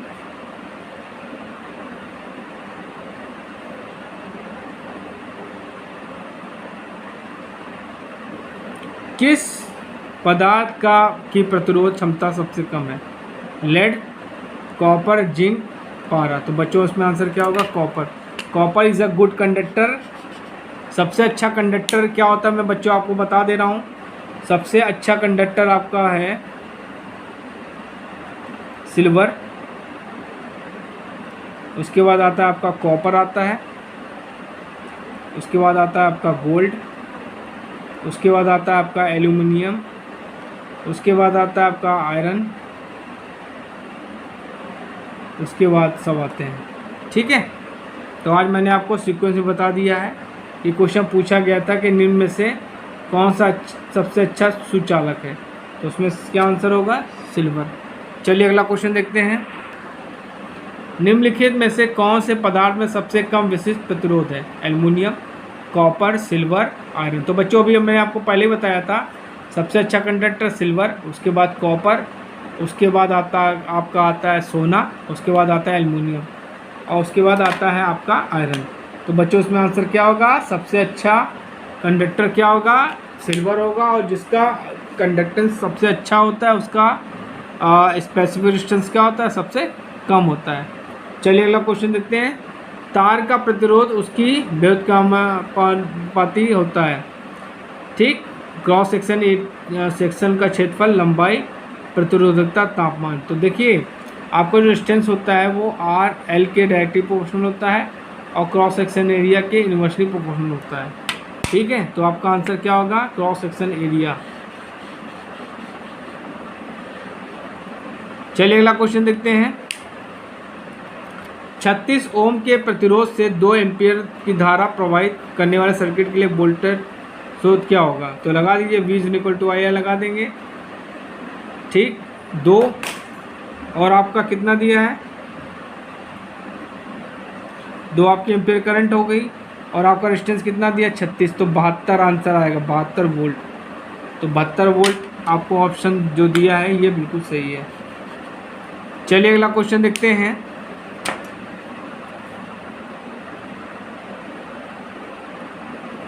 एक इंसुलेटर के प्रतिरोध का तापमान गुणांक होता है धनात्मक और तापमान से स्वतंत्र, ऋणात्मक और तापमान से स्वतंत्र, ऋणात्मक और तापमान पर निर्भर, धनात्मक और तापमान पर निर्भर। तो क्या होता है, जो आपका जितना भी इंसुलेटर होता है उसका कॉफिशिएंट जो होता है, थर्मल कॉफिशिएंट, वो क्या होता है, निगेटिव होता है, और जो आपके जितने भी कंडक्टर होते हैं उनका पॉजिटिव होता है। तो हमेशा ये याद रखिएगा, तो ऋणात्मक होगा।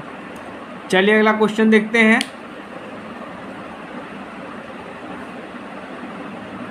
किरचॉफ के नियम डैश डैश के लिए वैध हैं। ये क्वेश्चन कंपटीशन में पूछा गया है।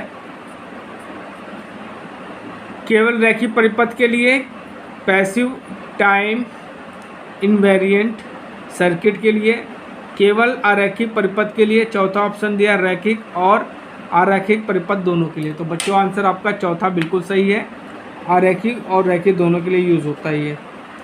चलिए अगला क्वेश्चन देखते हैं।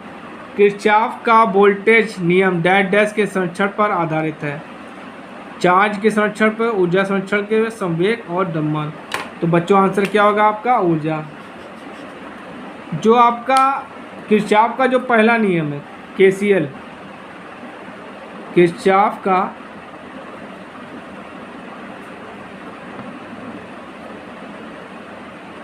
जो KCL है, किरचॉफ का पहला नियम करंट लॉ, वो क्या है, चार्ज संरक्षण पर आधारित है। और जो KVL है वो क्या है आपका, ऊर्जा संरक्षण पर आधारित। किस पे, ऊर्जा संरक्षण पर आधारित है। पहला वाला नियम चार्ज संरक्षण नियम पे आधारित है, मतलब आवेश संरक्षण नियम पे, और जो केवीएल होता है दूसरा नियम वो ऊर्जा संरक्षण पे आधारित है। चलिए अगला क्वेश्चन देखते हैं। एक बिंदु पर मिलने वाली सभी धाराओं का योग शून्य होता है, यह कथन है। किरचॉफ का करंट लॉ, किरचॉफ का वोल्टेज नियम, ओम का नियम, गॉस का नियम। तो बच्चों आंसर क्या होगा? किरचॉफ ने अपना नियम दिया था, उन्होंने कहा था कि किसी डीसी नेटवर्क में जंक्शन पर मिलने वाली समस्त धाराओं का बीजगणितीय योग शून्य होता है। तो पहला ऑप्शन बिल्कुल सही है। चलिए अगला क्वेश्चन देखते हैं। किरचॉफ वोल्टेज के नियम अनुसार किसी नेटवर्क के किसी भी क्लोज लूप में ईएमएफ तथा सभी आईआर ड्रॉप का गणितीय योग क्या होता है? हमेशा क्या होता है? शून्य होता है, धनात्मक होता है, ऋणात्मक होता है, यूनिट से बड़ा होता है। तो बच्चों आंसर क्या होगा? शून्य होता है। मतलब sigma I plus sigma I R is equal to क्या होगा? 0। ये आपका किरचॉफ का सेकंड लॉ है। चलिए अगला क्वेश्चन देखते हैं। नोडल एनालिसिस का समानता डैश डैश निर्धारण के लिए प्रयोग होता है। वोल्टेज, करंट, रेजिस्टेंस और पावर। तो जो नोडल बनाते हैं हम लोग, नोड बनाते हैं, वो करंट के लिए होता है। ठीक है। अगर आपको मेरे द्वारा समझाए गए वीडियो समझ में आते हैं, अच्छे लगते हैं, तो प्लीज़ मेरे चैनल को लाइक, शेयर एंड सब्सक्राइब जरूर करिए, जिससे मैं आप लोगों के लिए और अच्छे अच्छे वीडियोस बना सकूं और आपके कई विभिन्न प्रकार की परीक्षाओं की तैयारी करा सकूं। ठीक है। चलिए अगला क्वेश्चन देखते हैं। 20 ओम के प्रत्येक के 3 प्रतिरोधक सीरीज में संयोजित पूछ रहा है, इनका समतुल्यांक प्रतिरोध क्या होगा? ठीक है। देखिए आपके तीनों रेजिस्टेंस क्या है सीरीज में, तो सीरीज का फॉर्मूला क्या होता है? R is equal to R1 R2 plus R3। तो तीनों को जोड़ देंगे तो 20 प्लस 20 प्लस 20, तो कितना आएगा आपका? 60 ओम आंसर आएगा। क्या आएगा? 60 ओम रेजिस्टेंस आएगा। चलिए अगला क्वेश्चन देखते हैं। लास्ट क्वेश्चन देखते हैं बच्चों। एक 10 ओम के रेजिस्टेंस को 5 वोल्ट की बैटरी से शक्ति दी गई। स्रोत द्वारा प्रवाहित हो रहा करंट डैश डैश है। देखिए आपको यहाँ पे आर की वैल्यू कितनी दी है इन्होंने? देखिए आर की वैल्यू इन्होंने दी है आपको 10 ओम, तो 10 ओम हो गया। वोल्टेज की वैल्यू कितनी दी है? 5। अब आपसे पूछ रहा है पावर,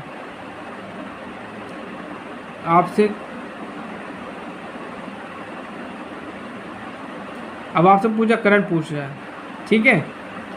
तो देखिए यहाँ पे तो लगाइए I is equal to V by are.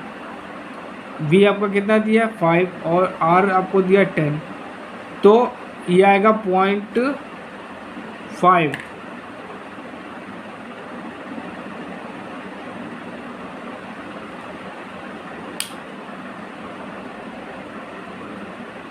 यह आएगा आपका 0.5 एम्पियर।